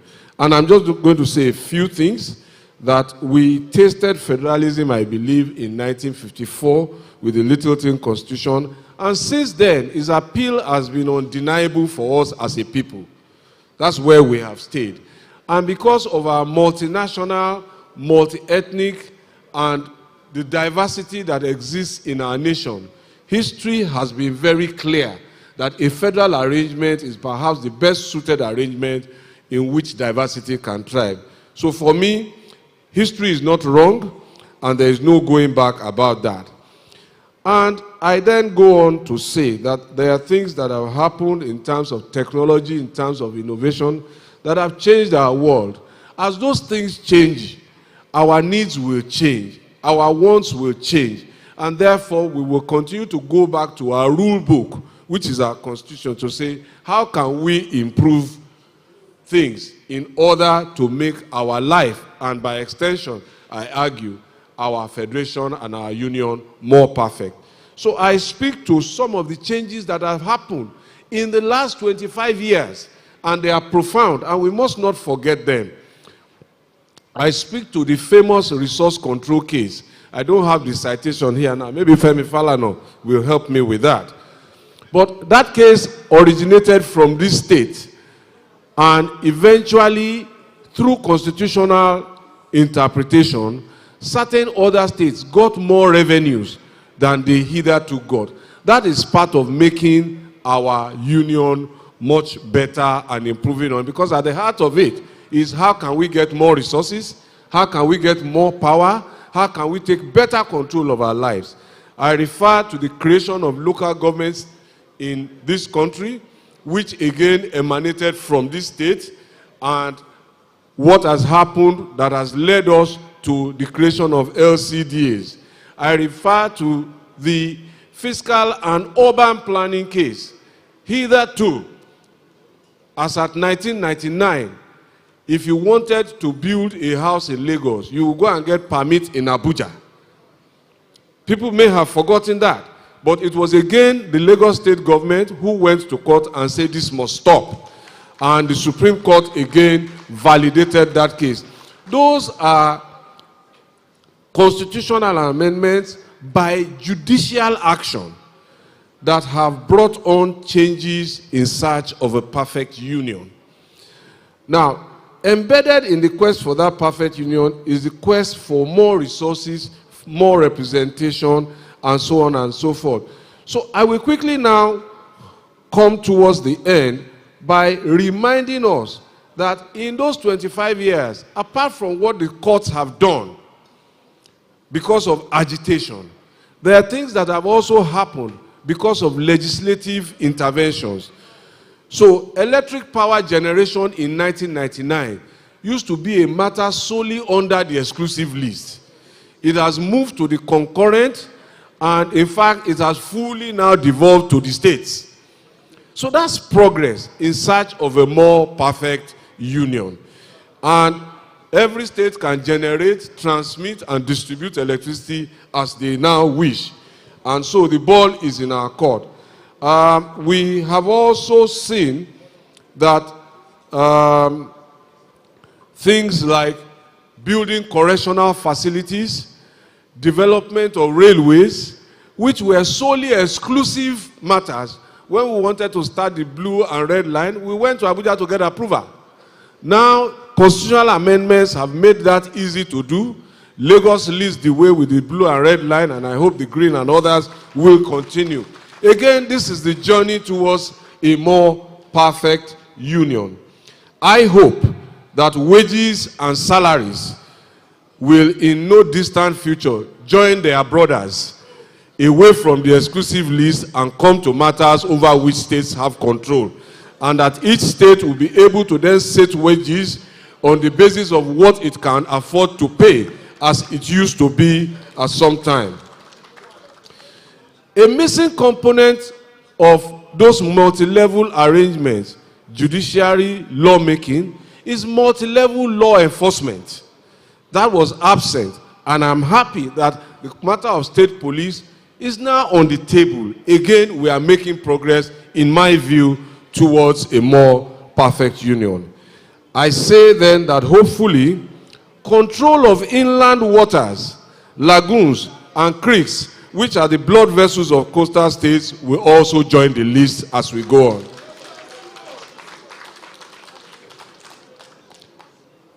So, I conclude now by reminding us that the process is tedious. All of these, in 25 years, there has been progress. And I remind us that as far as local government creation is concerned, the work is not done yet. The work is not finished. We thankfully now have a president in office who started that process.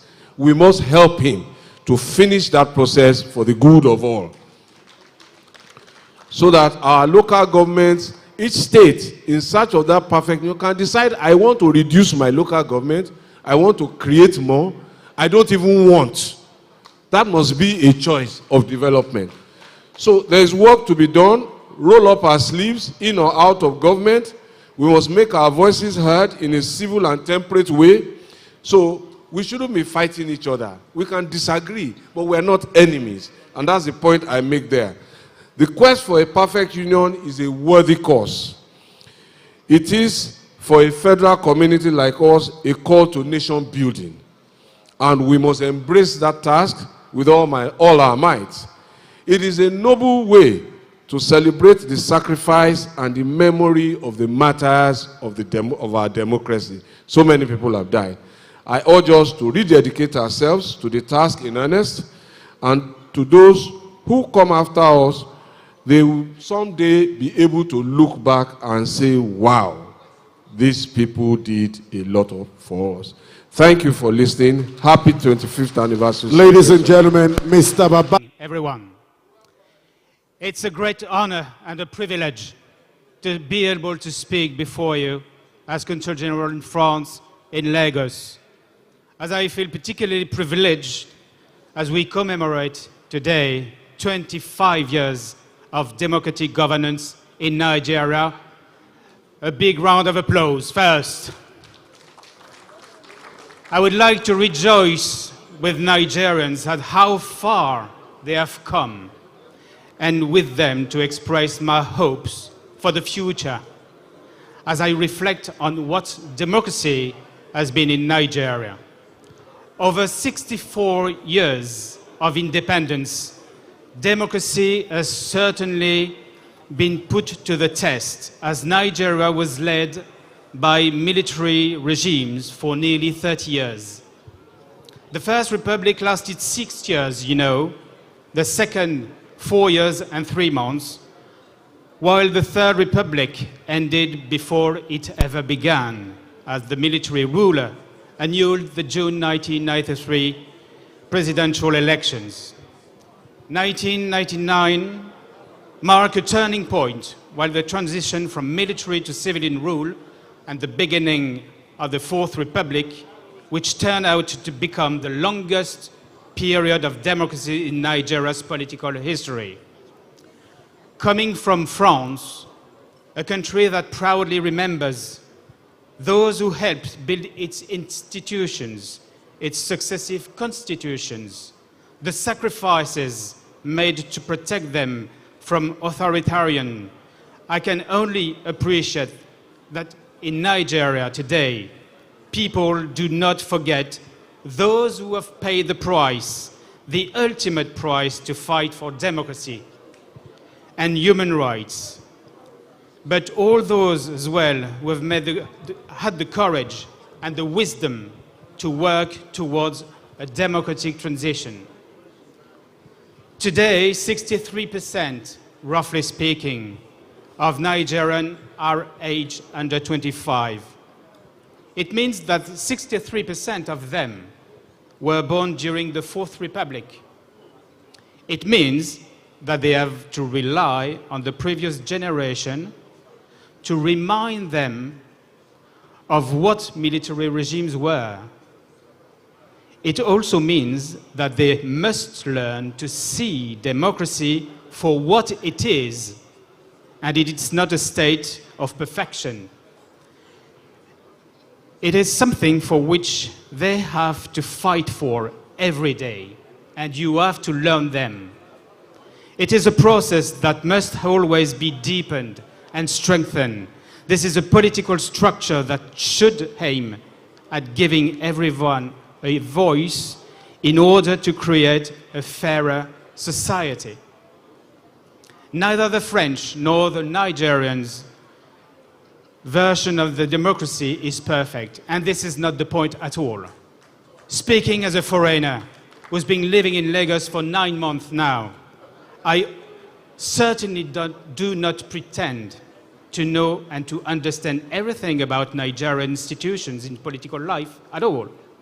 However, let me just say that how much I appreciate every day in my contact with you, everywhere, whenever I met somebody, it is a real pleasure to see and to talk to people, express their views freely without any problems, including through criticism whenever is needed.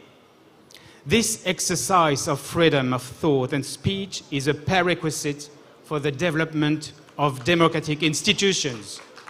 And I hope it will continue to flourish and deepen all around in Nigeria. Allow me to highlight 2 problems we are all faced today in France, in Nigeria, but elsewhere.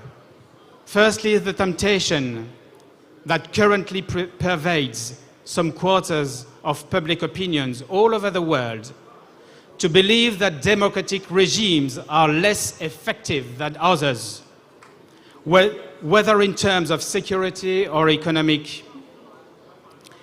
As West Africa in particular has shown in recent years, we know that this is not true.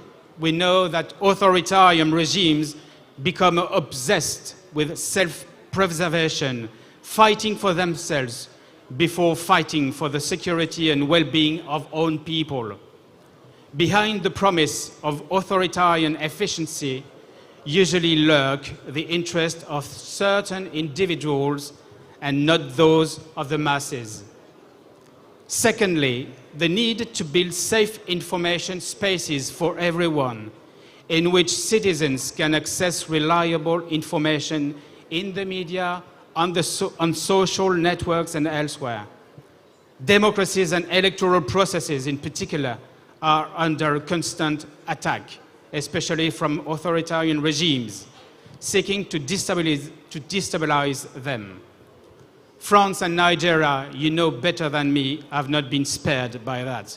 This is an issue on which governments, civil society and the private sector will increasingly need to cooperate so that collective decision can be taken on the basis of fact and real fact and not false information corresponding to the interest of a particular pressure group or a foreign power.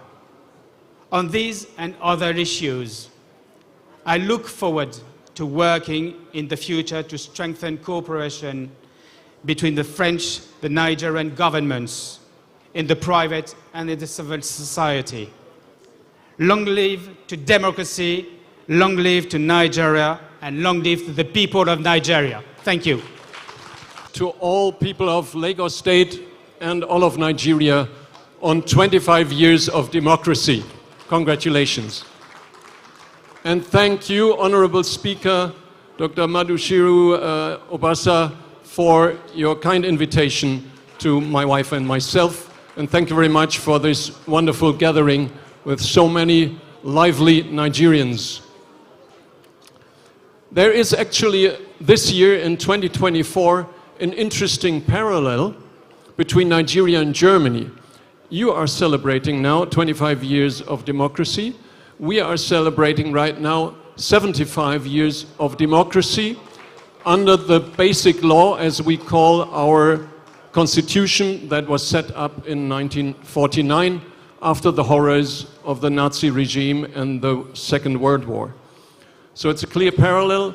Currently, only last month, on the 23rd of May, we had a big festival of democracy in Germany on this occasion of 75 years of basic law. But, as we all know, democracy is not something that you just install and then leave it as it is. It doesn't work like that. All of us, whether in Germany or Nigeria or other democratic countries, we have to fight for democracy every day. And I can assure you, and that's also the feeling in Europe, in the near future, we may even have to fight more for democracy because many countries and many tendencies in some areas of the world are not in favor of democratic structures. Now, if you look at peace, freedom, and democracy, there are two more aspects that, according to our experience under the basic law in Germany, are most important. One definitely, and it was mentioned before also by the Honorable Speaker, is the rule of law.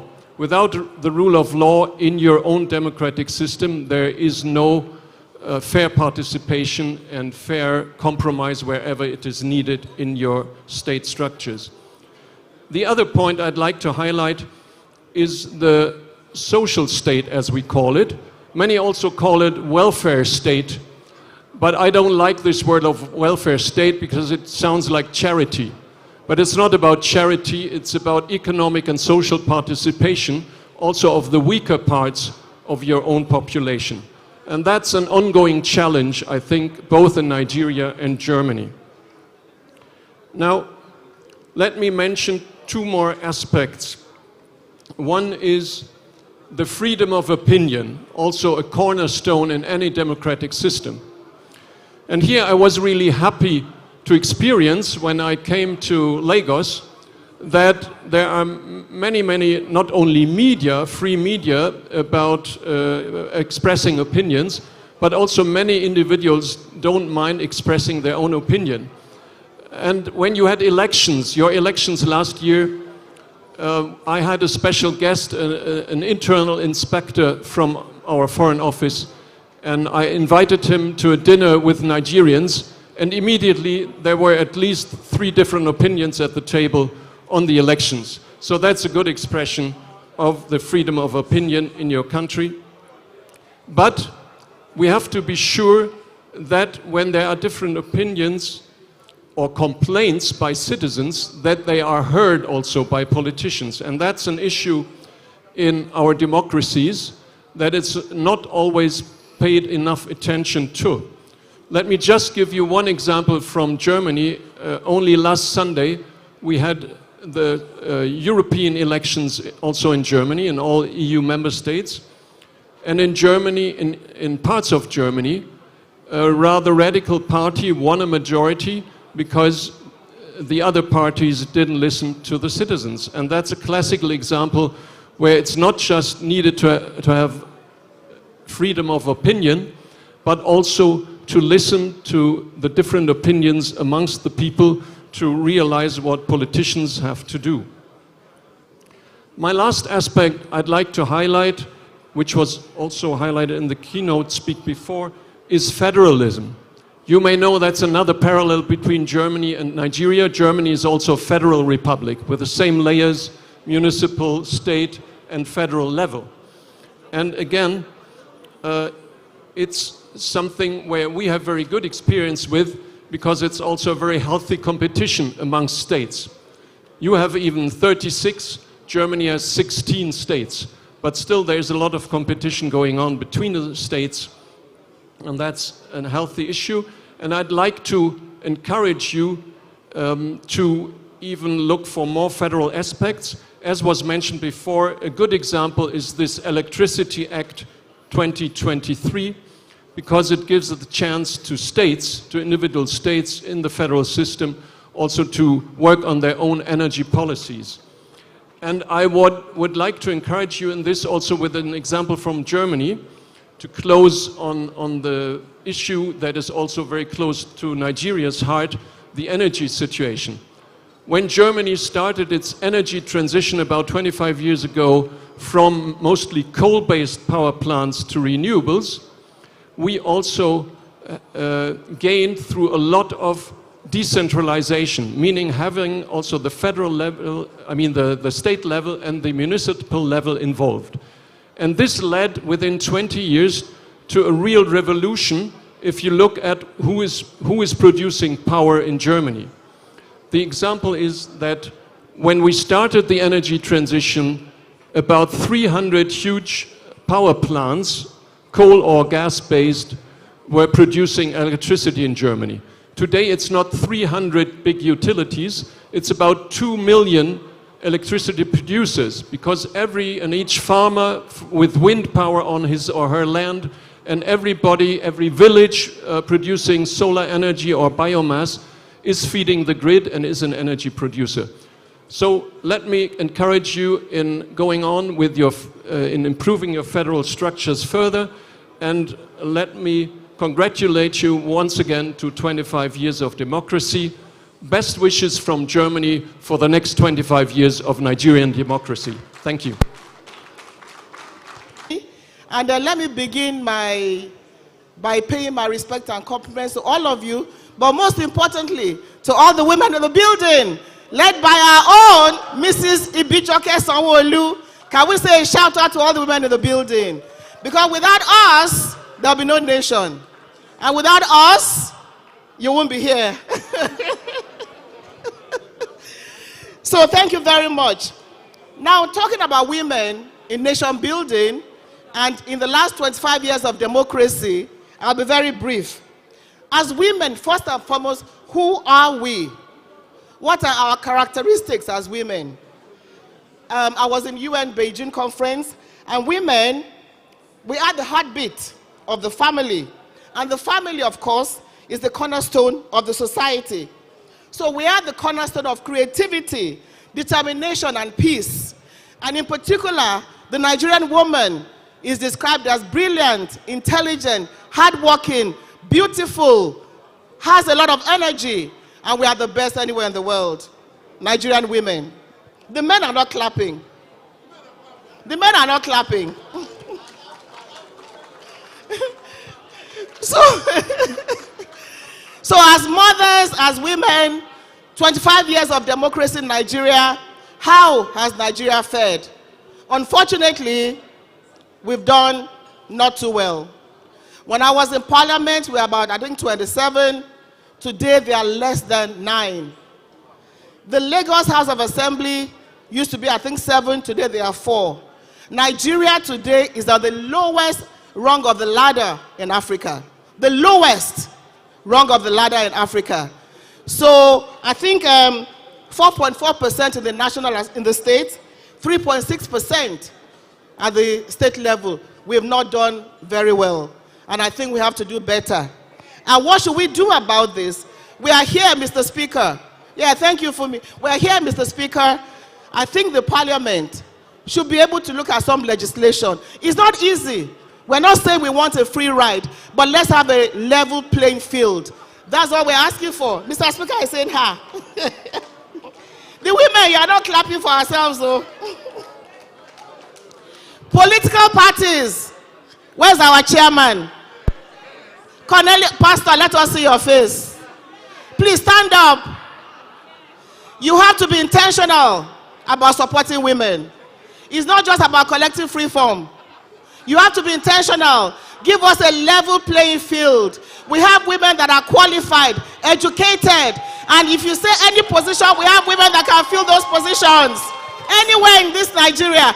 So we are holding you responsible today. Come 2027, we want 70%.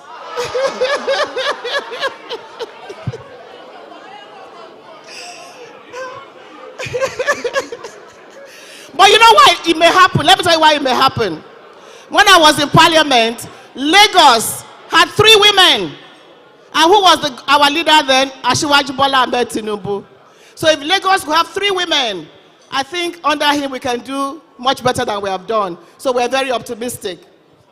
So really politically, we need a better playing field, and we can do it. And therefore, women ourselves, this message is to you. Let's have the courage to do what we have to do. Come out there. You know, if you are doing well in your as a professional, come and participate. Don't leave this thing to just the market woman that will sing for speaker when it's going for campaign. Baba o, baba o, baba o. Oluwa da baba si funwa. That's not the only role we should play. So let the women come out, educated women, professional women. Please come out and contest elections.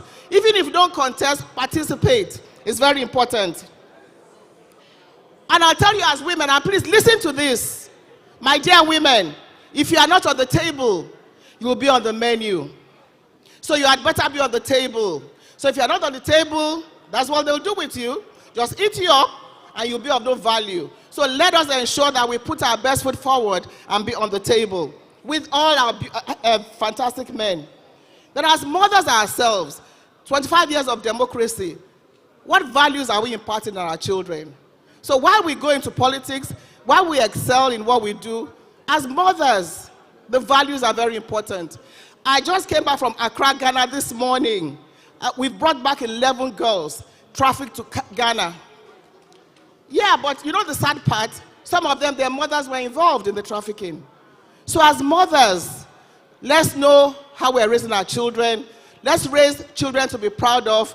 And then as women, let's mentor one another, support one another to ensure that, you know, we just work collectively to build this great country of ours. So my message to the women is, Fumi is here, Madam Speaker, you are here, First Lady is here, Honorable Jumoke as well. We have a lot of women parliamentarians here. Let us take the mentorship seriously. Let's get together as one. Forget about the fact that women, you will quarrel with each other. We don't quarrel with each other. The men make us quarrel with each other. We are friends. Let's get together, support one another, encourage one another. And you know what? We are a powerful force. But I'll leave you with just this message that women speaking up for ourselves and for those around us is the strongest force. We have to change the world. My fellow women, 25 years of democracy, the next 25 years, we can change Nigeria. We can change Nigeria. Let me hear you say it again. And we can change the world. And you know why we can even do it more? Under the leadership of Asiwaju Bola Ahmed Tinubu. As governor, in everything he has supported women in a way that we all know many people have not done it. So women, the ball is in your court. Let's come out. Let's take the bull by the horns. Let's show courage. When I left television, I didn't think it was going to be easy. And it's not going to be easy. Let me tell you, it's not easy. But let's do it. You need to leave your comfort zone and go out there and make a difference, make a change. Because why? We are women and we are agents of change. Thank you very much and God bless you. Thank you. Esteemed guests, ladies and gentlemen, it is a great pleasure to be here tonight to celebrate with you the 25 years of democratic governance in Nigeria. Democracy is a fundamental principle enshrined in the Italian Constitution, and last year we celebrated 70 years since the entry into force of the Italian Republican Constitution on the 1st January of 1948. And a few days ago also, here in Lagos, we celebrated the Italian National Day, which marks the anniversary of the Italian referendum, where the Italian people chose the Republican form. And that was the first time that after more than 25 years, Italian people went to vote, and also it was the first time ever that Italian women went to vote. In the last 75 years, of course, many things changed, but Italy remains strongly committed to reinforce democratic values and institutions at home and abroad, and actively supports also the European Union's international efforts to strengthen democracy as the universal rights underpinning it, as set out in the EU's funding treaties. And of course, we inspire to this value also our presence here in Nigeria. Italy additionally plays an active role in promoting democracy and human rights in multilateral fora, such as the United Nations and the Italian presidency of G7, whose culminating moment will be tomorrow with the summit of the head of states and governments in the southern Italian city of Brindisi. The pursuit of democracy requires undertaking bold and ambitious action to tackle the serious challenges for democratic institutions at the national and also at international level. And it means also supporting efforts through a comprehensive and holistic approach to strengthen democratic principles and processes, to cultivate responsible national and global citizenship, and to build more open and inclusive societies, promoting gender equality and women empowerment. And of course, it means also fighting against corruption at every level, because corruption hampers sustainable economic growth, distorts market competition, undermines the rule of law, and erodes citizen trust in institutions. I believe, and I'm sure that also all the people in this room would agree, that democracies are best fit to enable the transformative change needed to face today and tomorrow's global challenges, to help individuals, communities, society, and nations develop to their fullest potentials, and to foster, through cooperation and dialogue, a more peaceful and better world. But today is the day to celebrate democracy in Nigeria. And as the Speaker of the House said, democracy is a journey and not a destination. And what a journey it was. Nigerian people have taken over the years many significant steps along the path to democracy. As for all other countries in the world, including Italy, this path has been tortuous, marked by countless examples of courage and heroism, but also by numerous setbacks. May this day be a time to celebrate our heroes and reflect on what has been done and what remains to be done. Concluding my remarks, I want to salute Nigerian democracy and commend the people of Nigeria for their achievement made on this journey. And as a representative of the Italian government, I want to reassure you on the full availability of my government to engage and continue to be a trustworthy companion along the road. Long live to democracy, long live to Nigeria. For this fantastic invitation to be here tonight, if you'll allow me to stand on existing protocol. I'm very grateful for the opportunity to speak this evening as you mark 25 years of unbroken democracy in Nigeria. And it seems to be appropriate to do this as my own country is deep in its own electoral process. Transparent democratic governance is in the interests of all people, all economies, and the long-term stability of every nation. And I don't need to tell you that, not in this place, the Lagos State Assembly, which is the embodiment of democracy in Lagos. And it's important to remember, as we were reminded before, that many of you have struggled much harder than I or anyone in the UK has had to struggle to achieve this democracy. My country is united with yours in our commitment to the principal pillars of democracy, namely freedom, justice, inclusion, and accountability. We're committed to protecting, strengthening, and promoting this democracy. But there are many reasons for that commitment. States with democratic governments guarantee fundamental individual rights. They allow for a relatively higher level of political equality, and they rarely go to war with one another. However, authoritarian practices, including in West Africa, continue to challenge the international order and contribute to a decline in democratic freedoms globally.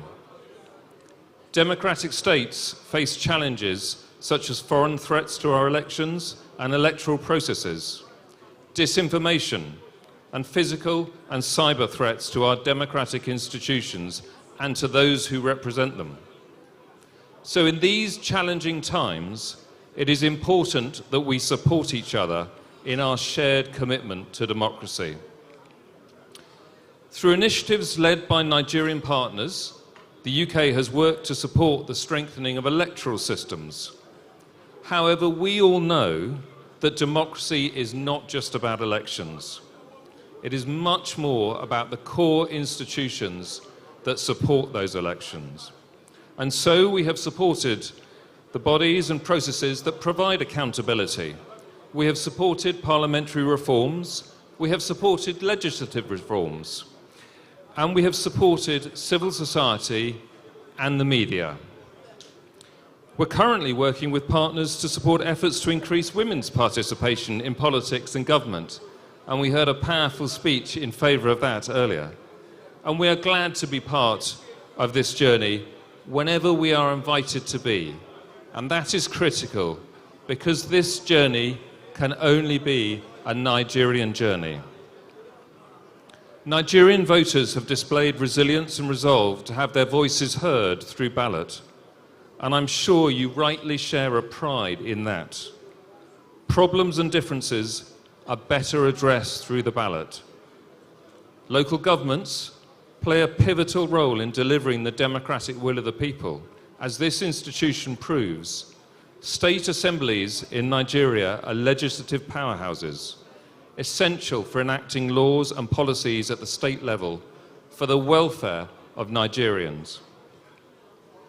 So over the past 25 years of democracy, Nigeria has become the biggest economy in Africa and has become an influential actor on the global stage. And we all know that is where Nigeria should be, on the global stage.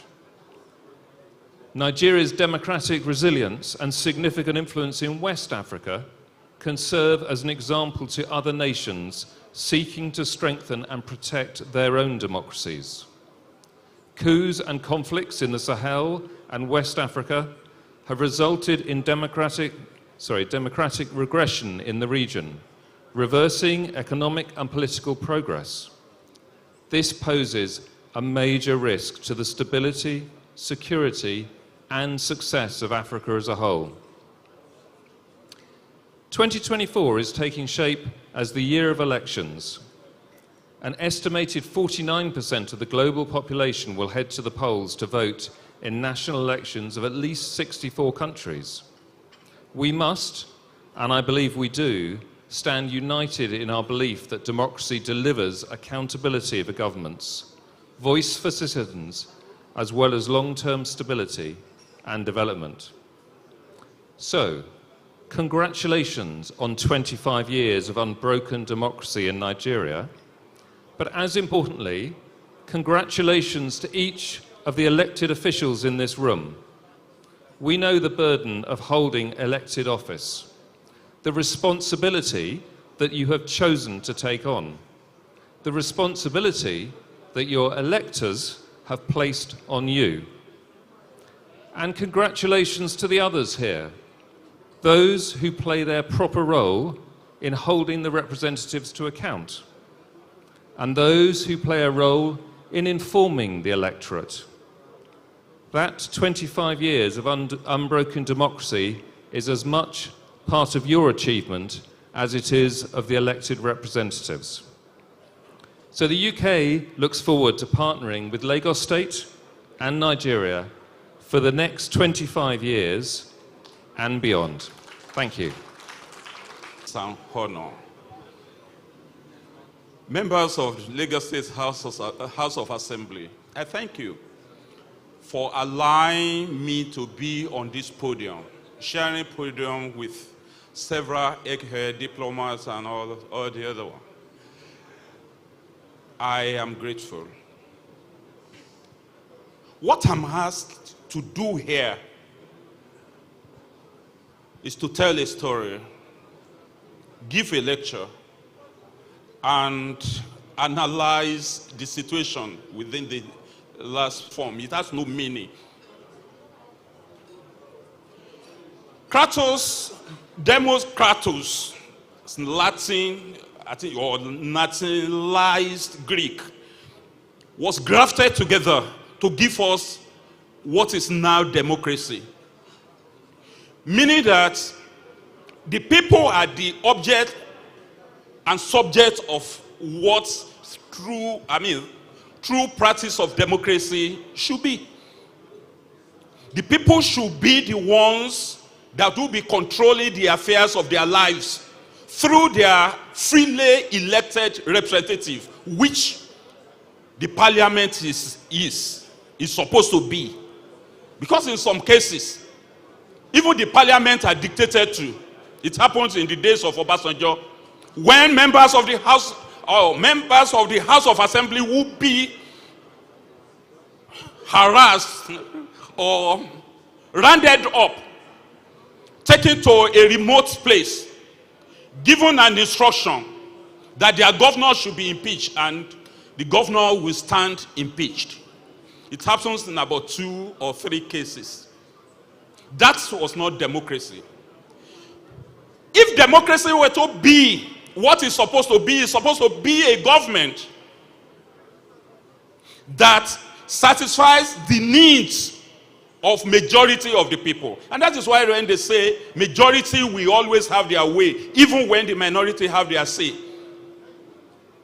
But then in most cases, it is the minority that is actually imposing their wills and caprices on the majority. Why should it be like that? Sometimes we make pretenses to conducting periodic election. But a lot of people are disenfranchised, directly or indirectly. Directly by not registering them for elections. Indirectly by ensuring that the processes of election does not go smoothly. You knew what happened before June 12th election. About 30 political associations that wanted to transmit to political parties were banned. About 23 political parties were also banned. They didn't allow them to contest elections. Several politicians that wanted to contest elections were not allowed. That was not democracy. It was dictatorship. Election held under option A4, open secret ballot system, which didn't guarantee your right to privacy. That was not democracy. Election held, and around 6 p.m., the announcement of the results was stopped by the powers that be. People who voted didn't have the result of their efforts. That was not democracy. 10 days after, or about 11 days after, it was information from the presidency or the military, the office of the military president, told us that the effort that people had been making for several years that has cost them lives, limbs, their everything, their property, was annulled. That was on June 23rd. That was not democracy. A number of people died.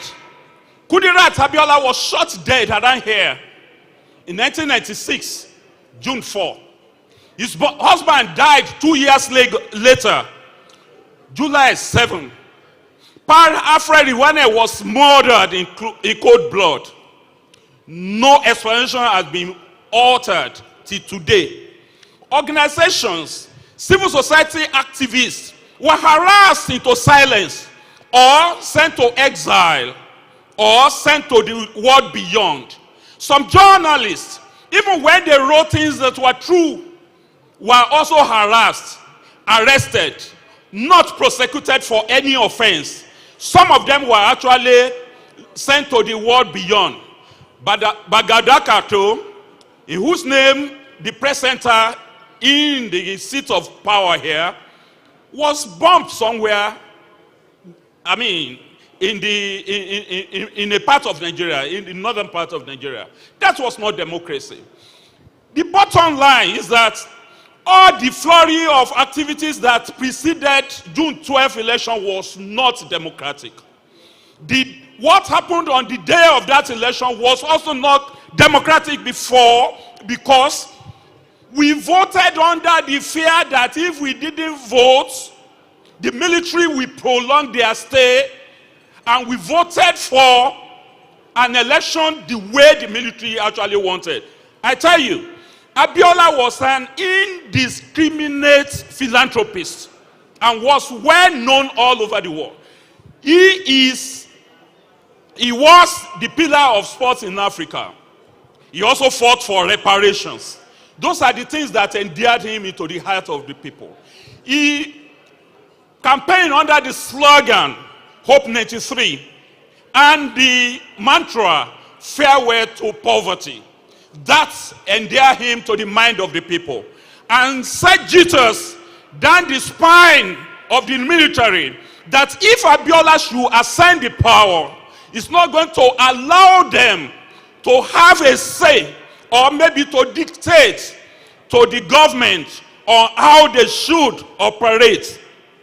That was not also democracy. So what we are saying here is that we should stop saying that June 12th was the best election that we ever heard. No, it was not a democratic election. So naming June 12th as Democracy Day is like celebrating those who truncated the process of democratizing Nigerian governance. You are saying that Babangida conducted the best election in this country? You are saying that Humphrey Nwosu, who could not develop enough courage to announce the result of that election, was democratic? Was it Justice Basi Peme, who gave a midnight judgment that the election should not hold, that is democracy? Was it Aton Zeribe and his ABN? Was it the other Kanu, Nigeria yearn for Abacha? Was it a Democrat? Who actually was Democrats was democratic in all of the people that arranged that election and executed it?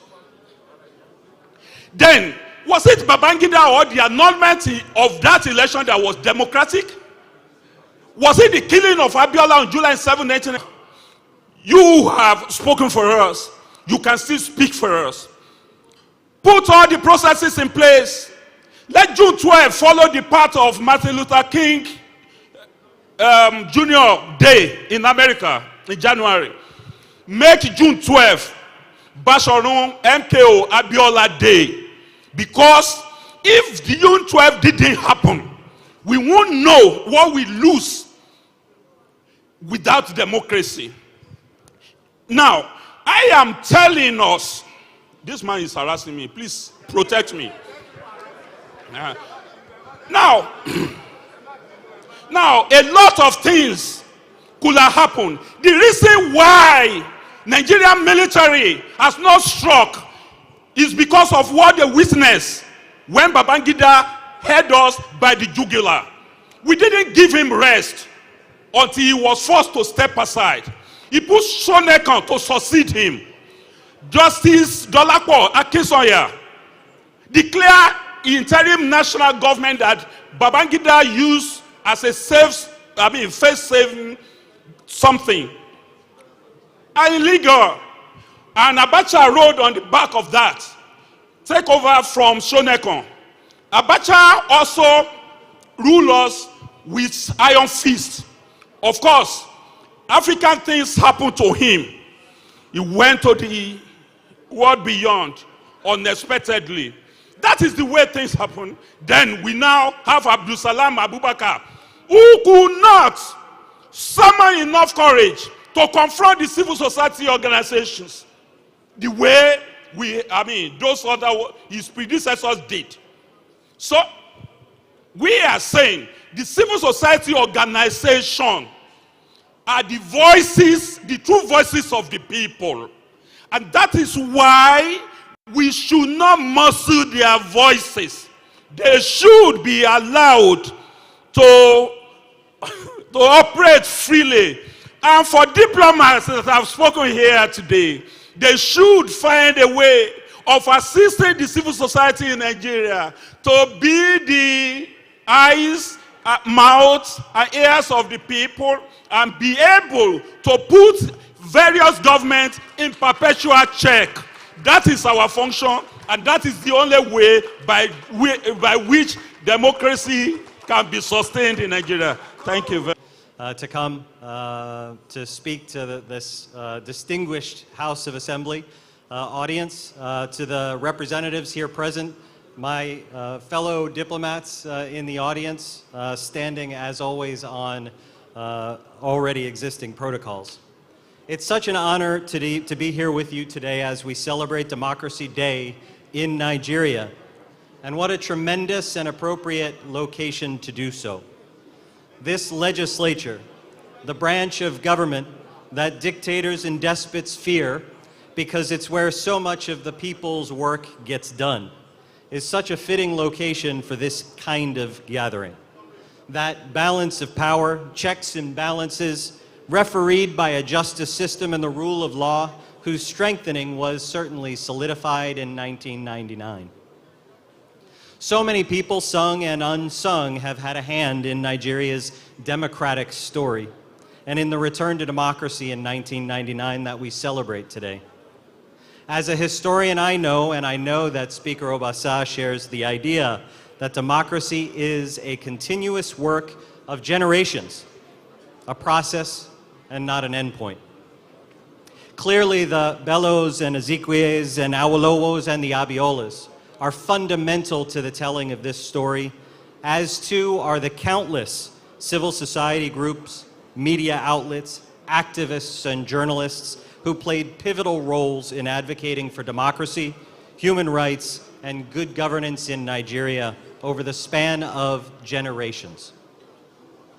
Nigeria's return to democracy in 1999 was first a victory for Nigerians.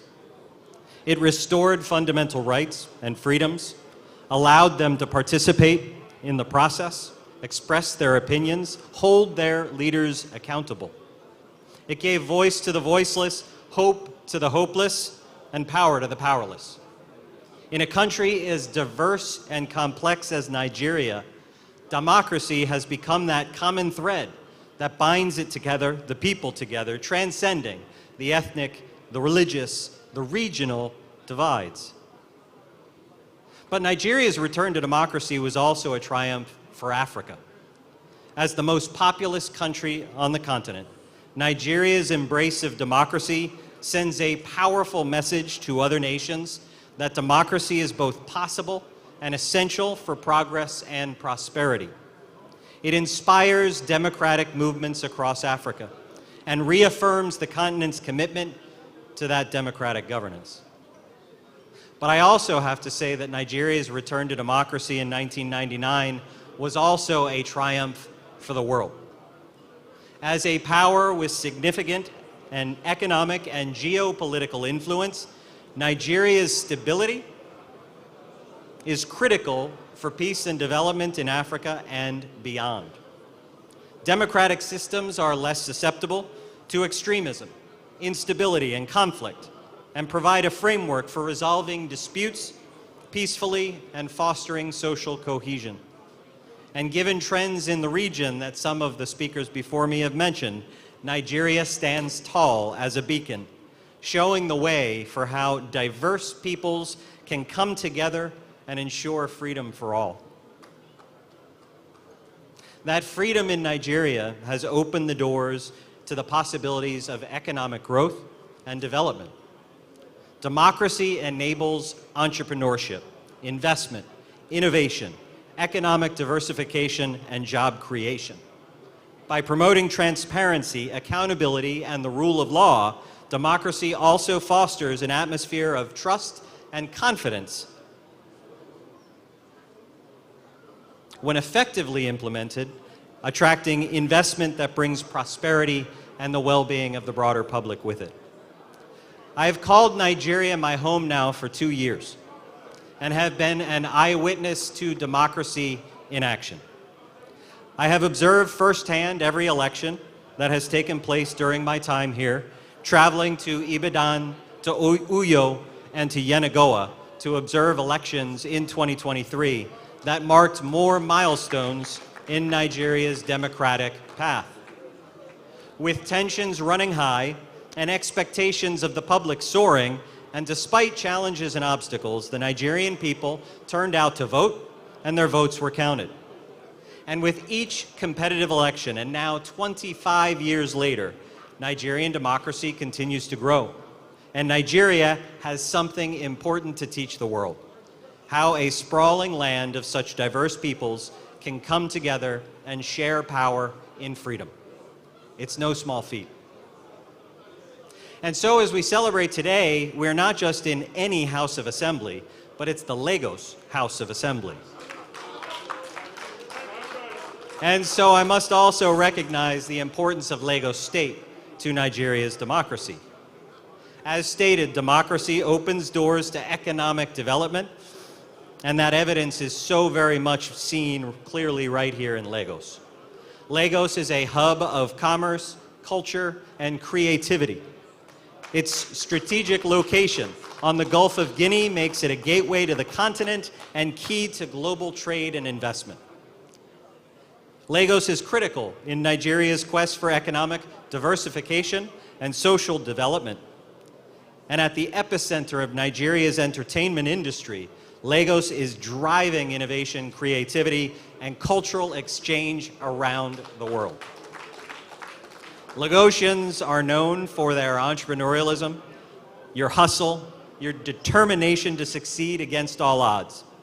From the bustling markets of Balogun and Alaba to the towering skyscrapers of Victoria Island and Ikoyi, Lagos pulsates with energy and ambition that cannot and will not be denied by despots nor dictators.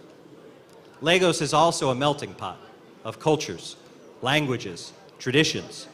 With over 20 million inhabitants from diverse ethnic backgrounds, Lagos embodies the rich tapestry of Nigeria's broader multicultural heritage.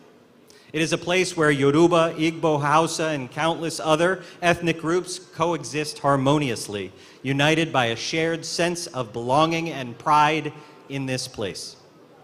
Democracy both enables and is enabled by that spirit. The same goes for democracy globally. Democracies need to stick together, to partner for freedom and prosperity, just as the United States and Nigerians are doing today.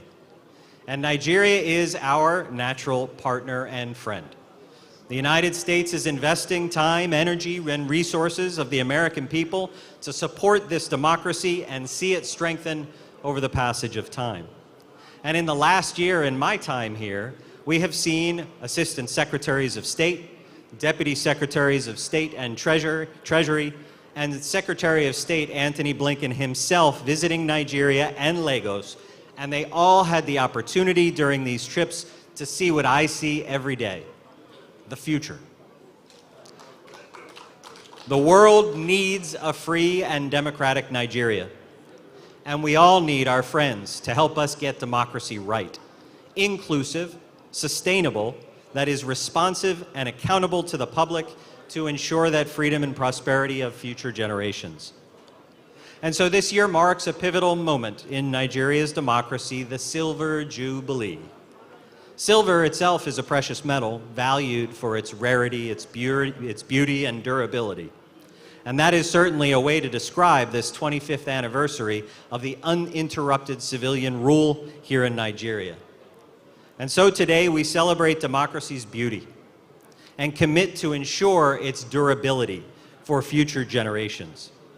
We do this so that with each passing year, it becomes stronger and a little less rare, and more people around the world can be empowered and have their voices heard by those in positions of power. Congratulations, Nigeria, on this year Democracy Day. Thank you. Unfortunately, doing business in Nigeria is extremely very challenging, even in this democracy. So we are calling for protection of democracy for investors.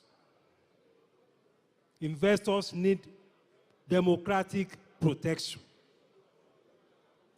from regulatory authorities, from the bureaucrats, from the security agencies, sometimes from the judiciary, from the area boys, from the tax, name it. It's extremely very, very challenging. And we cannot have a strong democracy if we don't have a strong economy. There's a very strong relationship between a vibrant democracy and a very vibrant economy. So my appeal to all the major actors in the democratic space is to see what they can do using their powers of legislation, of oversight, of appropriation, of whatever it is, to support investment. Because investment is tough.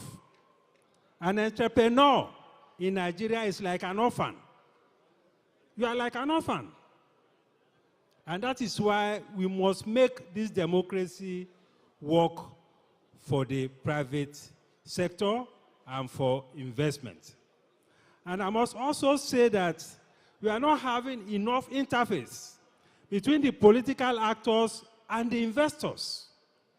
We need to have an interface that is more robust, more regular, more periodic. And when I'm talking about investors or private sector, I'm not just talking about the multinationals or the conglomerates.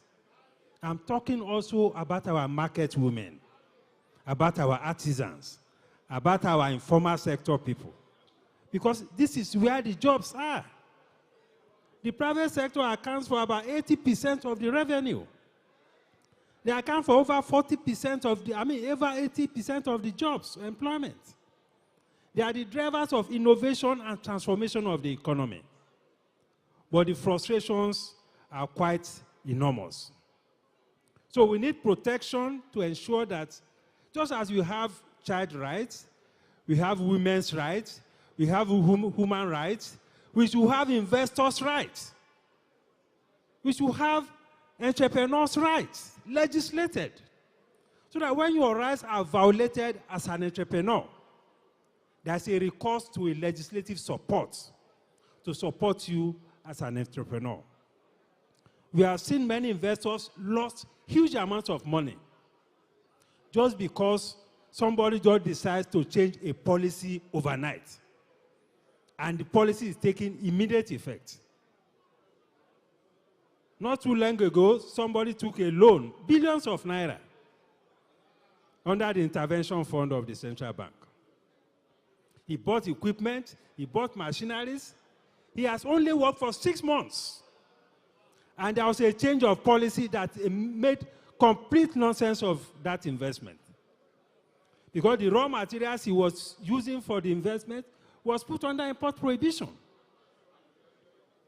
When His Excellency was in the Minister of Works, I remember he was in the National Assembly one day.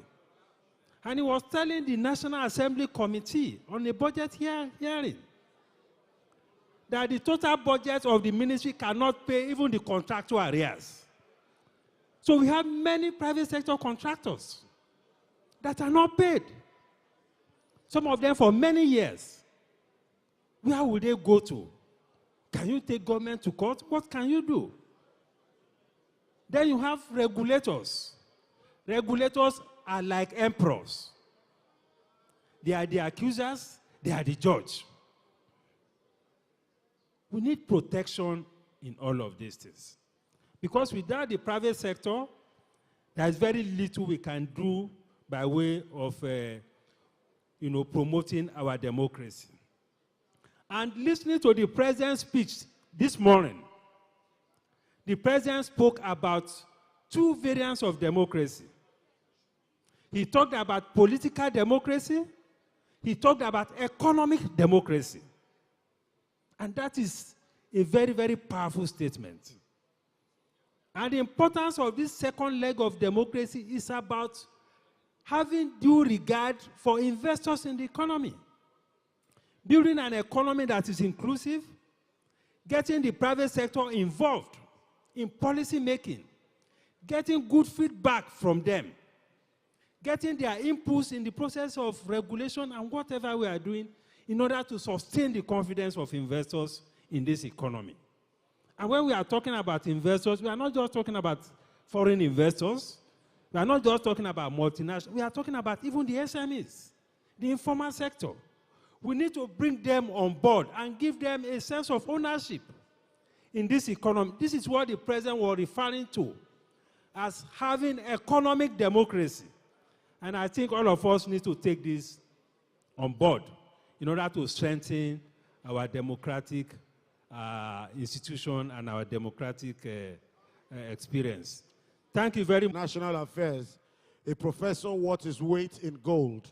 Please welcome Professor Ahosa Emmanuel Osage. A round of applause for him, please. So that's fantastic. Happy Democracy Day in Nigeria. Now, I want to speak for 2 minutes about democracy and foreign relations. That's the topic I have been assigned to speak on. The entry point here would be the fact that Nigeria's re-democratization came as part of a global movement. That in fact, there was democracy's third wave, which in the 1980s and 1990s was something very, very high on the global agenda. So the world supported Nigeria to become a democracy again. And therefore, the world will take an interest in whatever happens in Nigeria. So that made democracy an integral part of our foreign policy. I'm glad to announce to you that Nigeria has a new identity. We are Africa's biggest democracy. And that confers on Nigeria the leadership that the world expects from this part of our continent and West Africa. So it's not for nothing that Nigeria's credible role as Africa's biggest democracy has led us into the kinds of movements we've had in ECOWAS and the kinds of movements we've had in the AU and in the United Nations. Now, the world is here to support us also for a second reason. Nigeria is Africa's biggest economy. And that means that the world identifies that, acknowledges it, and again must support Nigeria. Now, a stable democracy is the sure foundation for a strong and vibrant engagement with the global system. And that's very obvious in Nigeria. And the point that we have had these moments of leadership, trust on us by the resources that we have, human and material, the great potentials that we have as a country, and the kinds of things that we have done historically. Nigeria is a great country. Democracy makes us greater, and Nigeria would continue to enjoy the support of the international community for the reasons that I've identified. Happy Democracy Day. Thank you very much. If this is going to be a vote of thanks, I think I'm not going to wrap it up perfectly because we have a lot of wonderful people with us this evening to say thank you to. So we won't have enough time to do that. But in going home, we have something wonderful to take with us from all our guest speakers. They have done it, so much perfectly that we just have to appreciate them. And we thank each one of you, starting from the first person to the last person. And I want to say thank you to those who have left, and particularly from our friends. We thank you, sirs. We thank you, we thank you, we cannot thank you enough. All you have done today is to remind the legislators, the representatives of people in Lagos State House of Assembly that we have a load of work to do. Looking at it from foreign perspective, looking at it from economic perspective, looking at it from political perspective, and generally from political perspective, that we have a lot to do to represent our people, protect their interests, and make sure their rights are well protected. And all this we want to assure you we will continue to do. We will do it in such manner that our people will continue to support our great party, Alliance for Democracy, and that is what we are doing. What the APC, that is what we are, and will continue to deliver. I want to say thank you. Today, we are here to celebrate the 25th years of democracy in Nigeria. I want to assure you that we'll come back again to celebrate with a lot of achievement to reel out. I say thank you. God bless you. Thank you, all of you.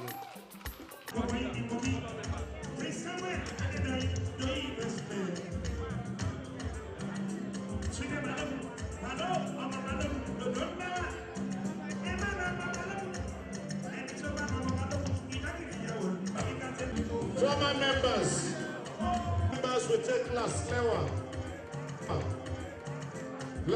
Where we celebrating 25th.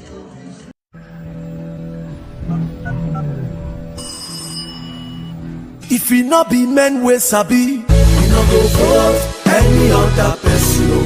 We no go vote. If it not be PDP, we no go vote any other party.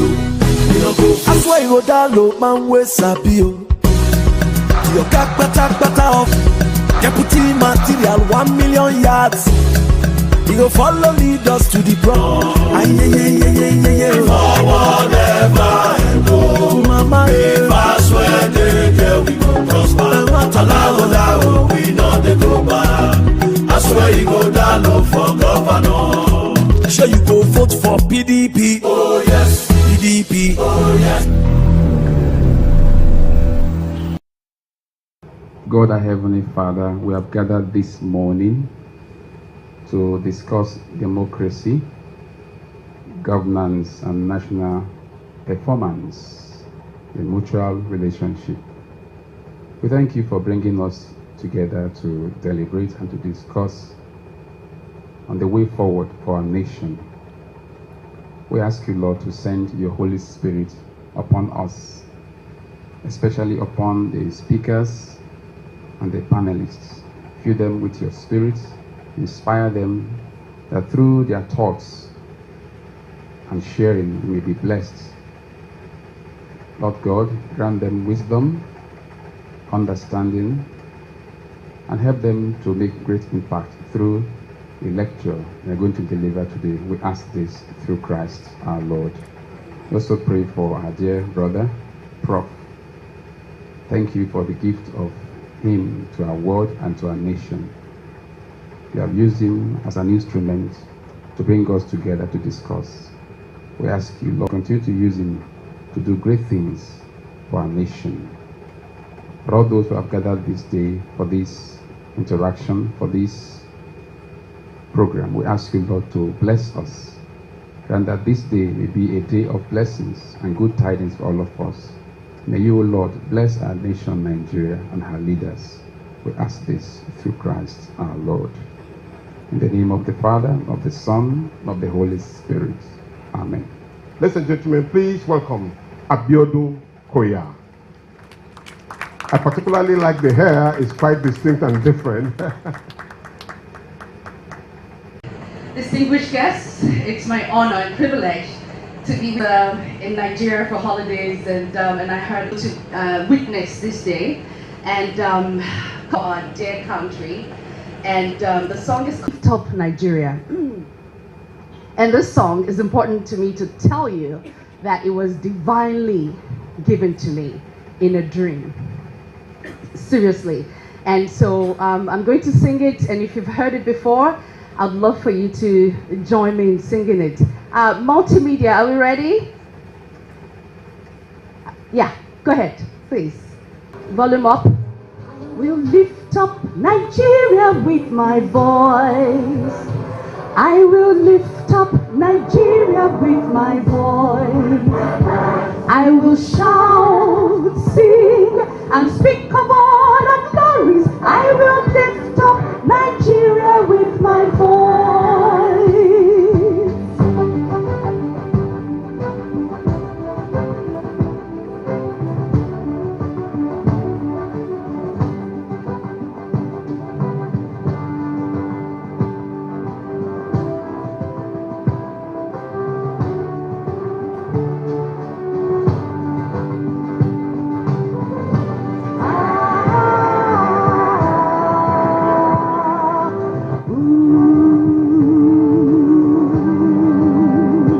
I will lift up my country with my voice. I will lift up my country with my voice. I will shout, sing, and speak of all the beauties. I will lift up my country with my voice.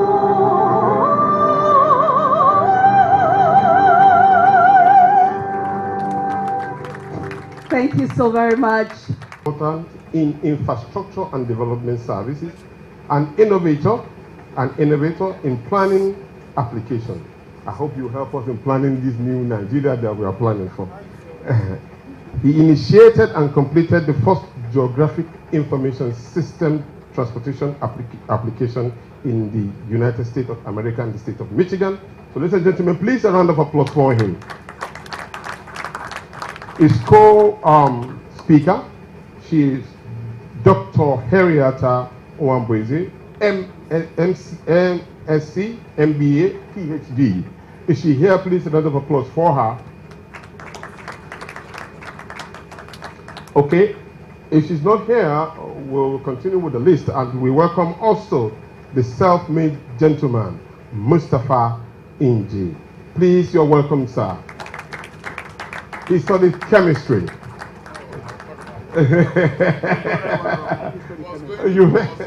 Okay, it's all right, sir.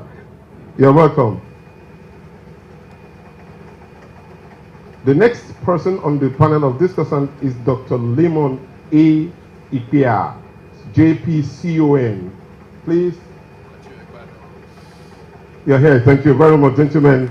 He's a founder and executive chairman of Lee Engineering Company and Allied Company Limited. They call it the Lee Group. A round of applause for him, please.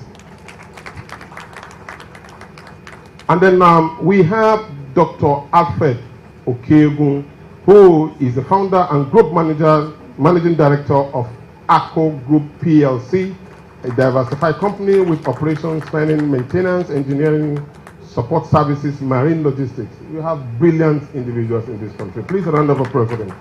Please, you're welcome, sir.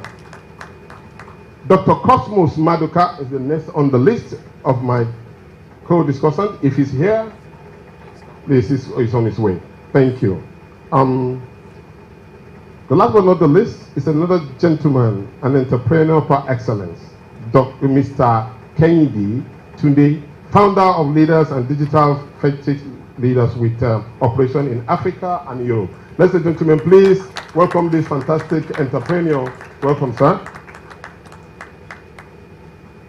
Ladies and gentlemen, may I now also invite or call to the podium and then the moderator of this very important panel of discussants and speakers. He is the birthday boy. He's not any other person than Professor Pat Utomi. Professor Pat is a special breed of individual. At the age of 27, he was actually born on February 6, 1956. At the age of 27, he was appointed as special, he said is special advisor to President Shehu Shagari on policy and monitoring. Professor Pat has been an activist in moderating the activities of Nigeria. Even at the age of 19 and 21, he helped to force a cabinet reshufflement in order to give Nigeria the kind of leadership that we deserve. Ladies and gentlemen, please stand up and help me welcome the birthday boy himself, Professor Pat Utomi, who has continued to moderate the Nigerian state in order to get the right thing done. Mr. Chairman, sir, you are welcome.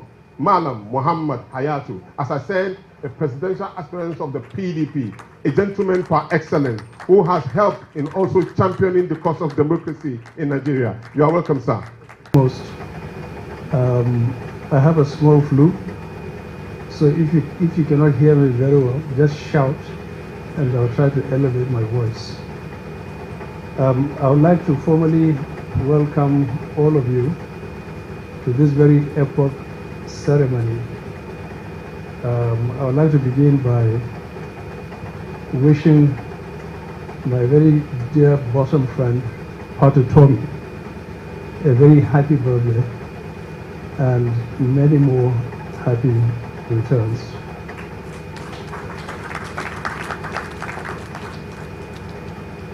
To the distinguished panelists, I would like to welcome you, and I know that we're going to have a very robust and engaging conversation this afternoon on the subject of entrepreneurship. Let me say, that is his story. Happy birthday. Let me make a few remarks before I even get to my opening statement. Is to provide a few teasers and not to take the time of the speakers at all. Let me say a thing or two about Pat and myself. I have known Pat from our youthful days in the early 1990s here in Lagos, and we have both been intellectual radicals and intellectual rascals as well. We've come to share so many things in terms of our ethos and values together, and our friendship has actually blossomed over the years. It is therefore no wonder that both of us found ourselves within the political spectrum over a long period of time, even though both of us have been deeply embedded in our experience in the academic and the corporate world. I would like to just make a few comments, and I'd like to read. So, ladies and gentlemen, and our esteemed entrepreneurs that are represented here today, I stand before you today with a profound sense of admiration for the spirit of innovation and resilience that defines each one of you in this room. As entrepreneurs, you are the architects of change, indeed the drivers of progress, and the visionaries shaping the future, especially of this country. Talking about the essence of entrepreneurship, I would like to explore its objectives, its evolution, the current state, its components, and its promising future, particularly in the context of this country. Firstly, I think it is increasingly becoming obvious that the objectives of entrepreneurship go beyond mere profit. Entrepreneurs strive to create value, they solve problems, and contribute to social progress and human development. It is about dreaming dreams and transforming these dreams into reality. The landscape of entrepreneurship is constantly evolving, from traditional brick and mortar business to the digital era today. The dynamics have changed, resulting in a very powerful paradigm shift towards sustainable and socially responsible entrepreneurship.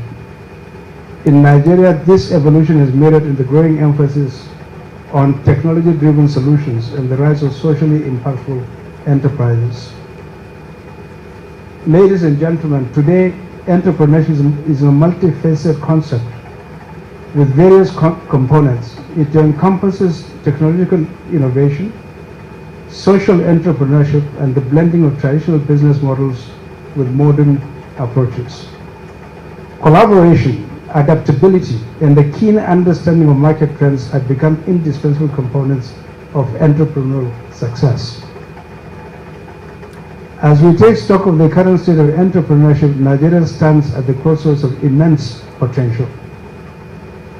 The nation's vibrant and youthful population, coupled with its growing digital infrastructure, positions it as a hotspot for entrepreneurial endeavors. The Nigerian entrepreneurial ecosystem is witnessing a surge in startups and innovative solutions, particularly in sectors like the creative arts, fintech, agriculture, and renewable energy.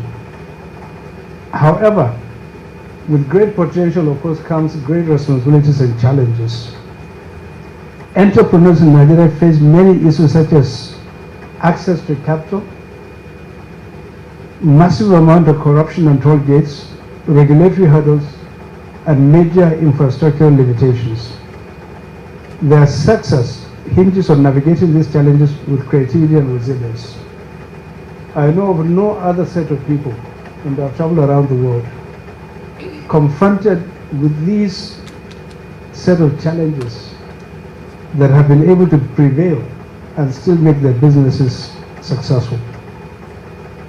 Just taking one example, someone like my good friend Cosmos Madukan, if the institutional and societal constraints did not pose a hurdle and he was operating in a seamless environment, today he would have been a global player and would have probably integrated forward or integrated backward into the manufacture of motor vehicles and other ancillary components.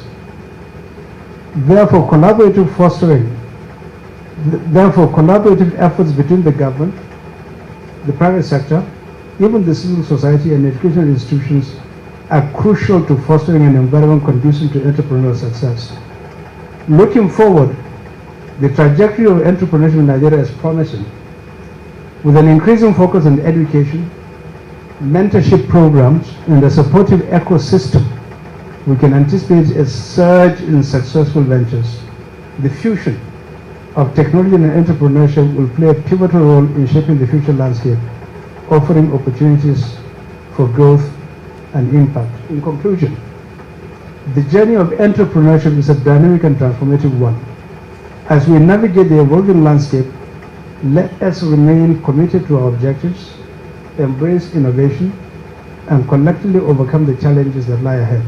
Together, we can build a future where entrepreneurship in Nigeria becomes synonymous with innovation, sustainability, and prosperity. Thank you very much.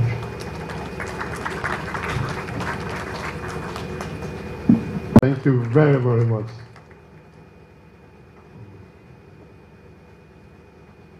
We now move quickly to the next item on the agenda, and I call on the Professor of Economics par excellence, a man that's been sorted for everywhere almost in the globe of this world. He's no other than Professor Pat Utomi, the birthday boy who is moderating and continuously moderating until when he gets to that level of change for the Nigerian people. That is what we'll continue to celebrate him the more. Prof, you are welcome, sir. Thank you. As I welcome Professor Onwebuzie, who will be speaking after Dr. Nwankwo. Mr. Chairman, dear speakers, panelists, very, very distinguished guests. This is a very special day for me, for many, many, many reasons. One of the great passions of my life has been how to stimulate the spirit of enterprise in our country. For more than 30 years, I have passionately spoken about the importance of entrepreneurship.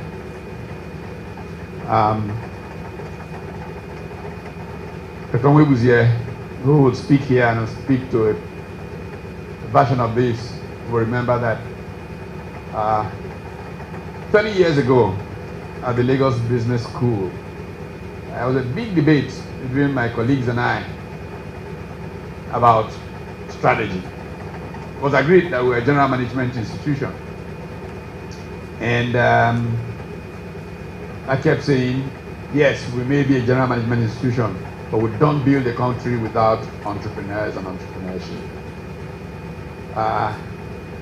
In March of 1996, a friend of mine who was a Wharton alum and was on the board of Wharton, was then chief executive of the biggest African-American owned investment bank in the US, Malcolm Pryor. I approached Malcolm to introduce me to the dean of Wharton. And Malcolm was very pleased to do that. And so off we went. I came in from Washington by train that morning, went to see the dean. And I said to the dean, I know you are a famous finance general management institution, but do you do any entrepreneurship around here? He said, how do we justify our existence if we don't stimulate entrepreneurship? Now we have a great center for entrepreneurship called the Sol C. Snyder Center for Entrepreneurship. And actually the fellow who leads is an African. I said, oh really? Turned out to be a South African gentleman who he then called up and went to visit with. And right there, I saw booths that they had set up where they give free counsel to local businessmen from Philadelphia. I knew my colleagues could not stop me after that. So when I came back, I pounded the table, stood on it, did everything I could do. And we agreed to set up a Center for Entrepreneurship Studies, which is today called EDC at the Lagos Business School. So this is a moment of great fulfillment for me. Today, the person who leads entrepreneurship at the Lagos Business School is Dr. Onwebuzie. I always volunteer to be her assistant. Whatever instruction she gives me, I accept. Doesn't matter that she was my student 25 years ago, but that's the cycle. And I'm excited this morning. Why do we have a double header? Tomorrow we talk about democracy and state performance. But today we focus on entrepreneurship, because that state will not be there if we don't create wealth. Mr. Peter Obi, who I believe will join us at some point, made a big point about moving from consumption to production. And I'm always careful to qualify that. Nothing wrong with consumption. In fact, you know, if we don't have consumption, we will not produce. But, you know, we must produce. And some kind of consumption targeted at early stages is how we probably should go. The Naira is in crisis. I have a prepared text which is in the brochure you have, so I won't try to read it or anything like that. I just say a few things that are important to me about why we're meeting, and then you can read the prepared text which is in this brochure. Everybody's worried about the Naira, and, you know, and blaming this person, blaming that person, central banks. All that stuff has very little to do with Naira. Naira is the way it is because Nigeria does not produce. And for a whole generation, we have shared what God put in the ground, produced by foreigners. Thank God we're not beginning to have a Nigerian oil industry, thank God. Because usually produced by foreigners offshore in the main, and whatever rents we extract is what runs Nigeria. And every budget speech talks about diversifying the base of the Nigerian economy away from the, I can almost read the budget speech, the mouth of the president going through it, from the monocultural dependence on crude oil. End of the year, exactly where we started from. Because there has been no passionate commitment to it or understanding of the process. Key is production. What makes you produce? There's a tradition in market economies of assuming that the logic of economics will lead to a trickle down that will force that behavior. It doesn't quite happen so quickly like that. It might take 200 years for it to happen. We just depend on it. So there is the need to actually do something to facilitate this transformation. And lately I've taken to talking about India a great deal. You know, in 1993, I used to write a lot about, or in the early 90s, I used to write a lot about the Asian tigers. And a friend of mine was a professor at INSEAD called Jonathan Story, wrote a case study about 1992 that was titled India, Hindu Elephant or Asian Tiger. The question of where was India really going? Could it become like one of the tigers? Would it just be a Hindu elephant that just, you know, struggles along? And what has happened is that India, which was technically bankrupt in 1991, 3 weeks trading money in its foreign reserves, if we think we have a problem, India was down to 3 weeks trading money in its foreign reserve in 1991. All that happened was a change in leadership. The Gandhis, of course, were hugging the premiership, and then Rajiv gets killed in this assassination, and so they found a placeholder, an old man called Ratnima Rao, placeholder just to hold the thing until they found the next Gandhi who would become prime minister. And the joke we used to make was that he had nothing to lose. He had 3 files. The problems that time have solved, the problems that time is solving, the problems that time will solve. But it was not true. Actually, I challenge my Indian friends that they've not written the correct story of India, because Rao changed India. He's not got his due place in Indian history. Not yet, but he will. Rao appointed Manmohan Singh as finance minister, and Singh began the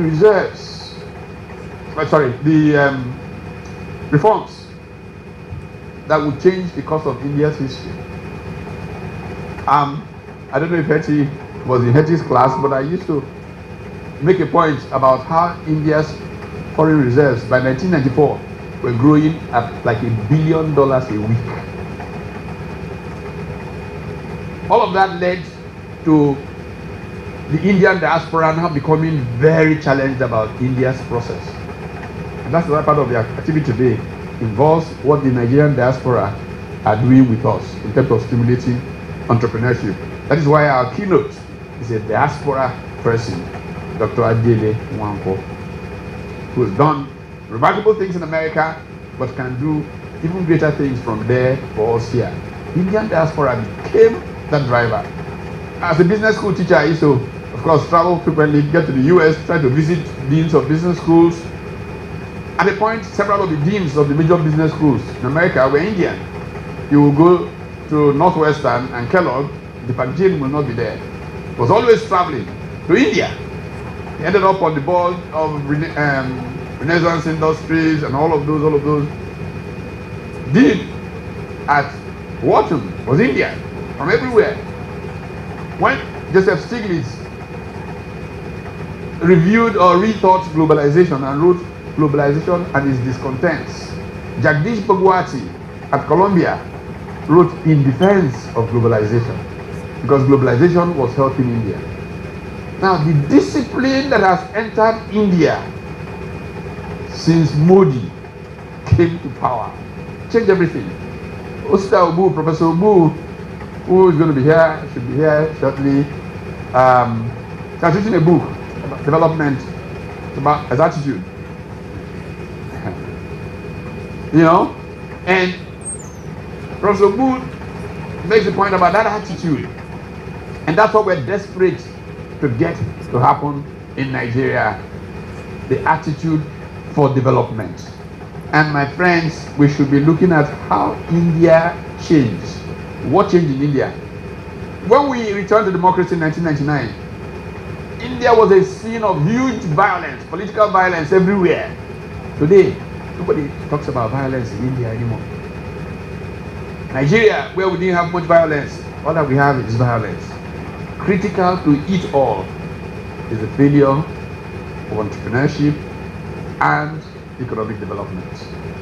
If we should learn anything from India, it is what happened. Compare us to him. One of the speakers tomorrow was just boarding a flight in Frankfurt an hour or so ago, wrote a book titled Growing Apart. It was a comparison of Nigeria and Indonesia. Peter Lewis, you know, in the 60s, they used to say to Indonesia, if only you could be like Nigeria. By the 90s, they were saying to Nigeria, if only you could be like Indonesia. What happened to us that this is the story? Peter will tell the story again tomorrow. He's writing a new book on Nigeria, and at tomorrow's lecture, it will be interesting to see the perceptions that he has of what has changed. So, once we recognize that the strength of the Naira, the economy and all of that is really about going from, as Mr. Obi, as I said earlier, would say, consumption to production, we solve the problem. But it's a deliberate strategy. It doesn't just happen like that. It can trickle down, but it will take you 100 years. What is the strategy that we should apply? In my view, the dominant thinking in my own mind today is that we have to pursue latent comparative advantage along value chains. How do we look at our factor endowments and take specific endowments that want to become global leaders in those value chains and use industrial policy, limited industrial policy, not general import substitution kind of bans and all of that, to stimulate that sector, facilitate young people becoming producers in that sector. And today, I'm hoping that our diaspora friends can talk about this, because one of the initiatives that I have been laboring on is to create industrial parks around the country with incubators where diaspora investors and Nigerian entrepreneurs can pair. We can be sure that the problem of, like, I sent money to my cousin to build a house and he's sending me somebody else's photograph will not occur through use of blockchain and those kinds of things. Can really ratchet up entrepreneurship, create massive production uptakes, and compete in global markets. So that's generally on that front. So let me make my remarks not too long, say a word or two about the speakers and how we put this together, and then do some begging. I'm always begging. Dr. Agide Nwankwo, I've had the privilege of knowing for many years when he was the Mid-Americas executive for PB. Parsons Brickinghoff is one of the biggest infrastructure firms in America. And I visited with him in his office in downtown Detroit, like what, 20-something years or so ago. You wouldn't recognize downtown Detroit anymore today. I mean, it is. I was so blown last Christmas. I was in Detroit around Christmas. And I said, this is Detroit.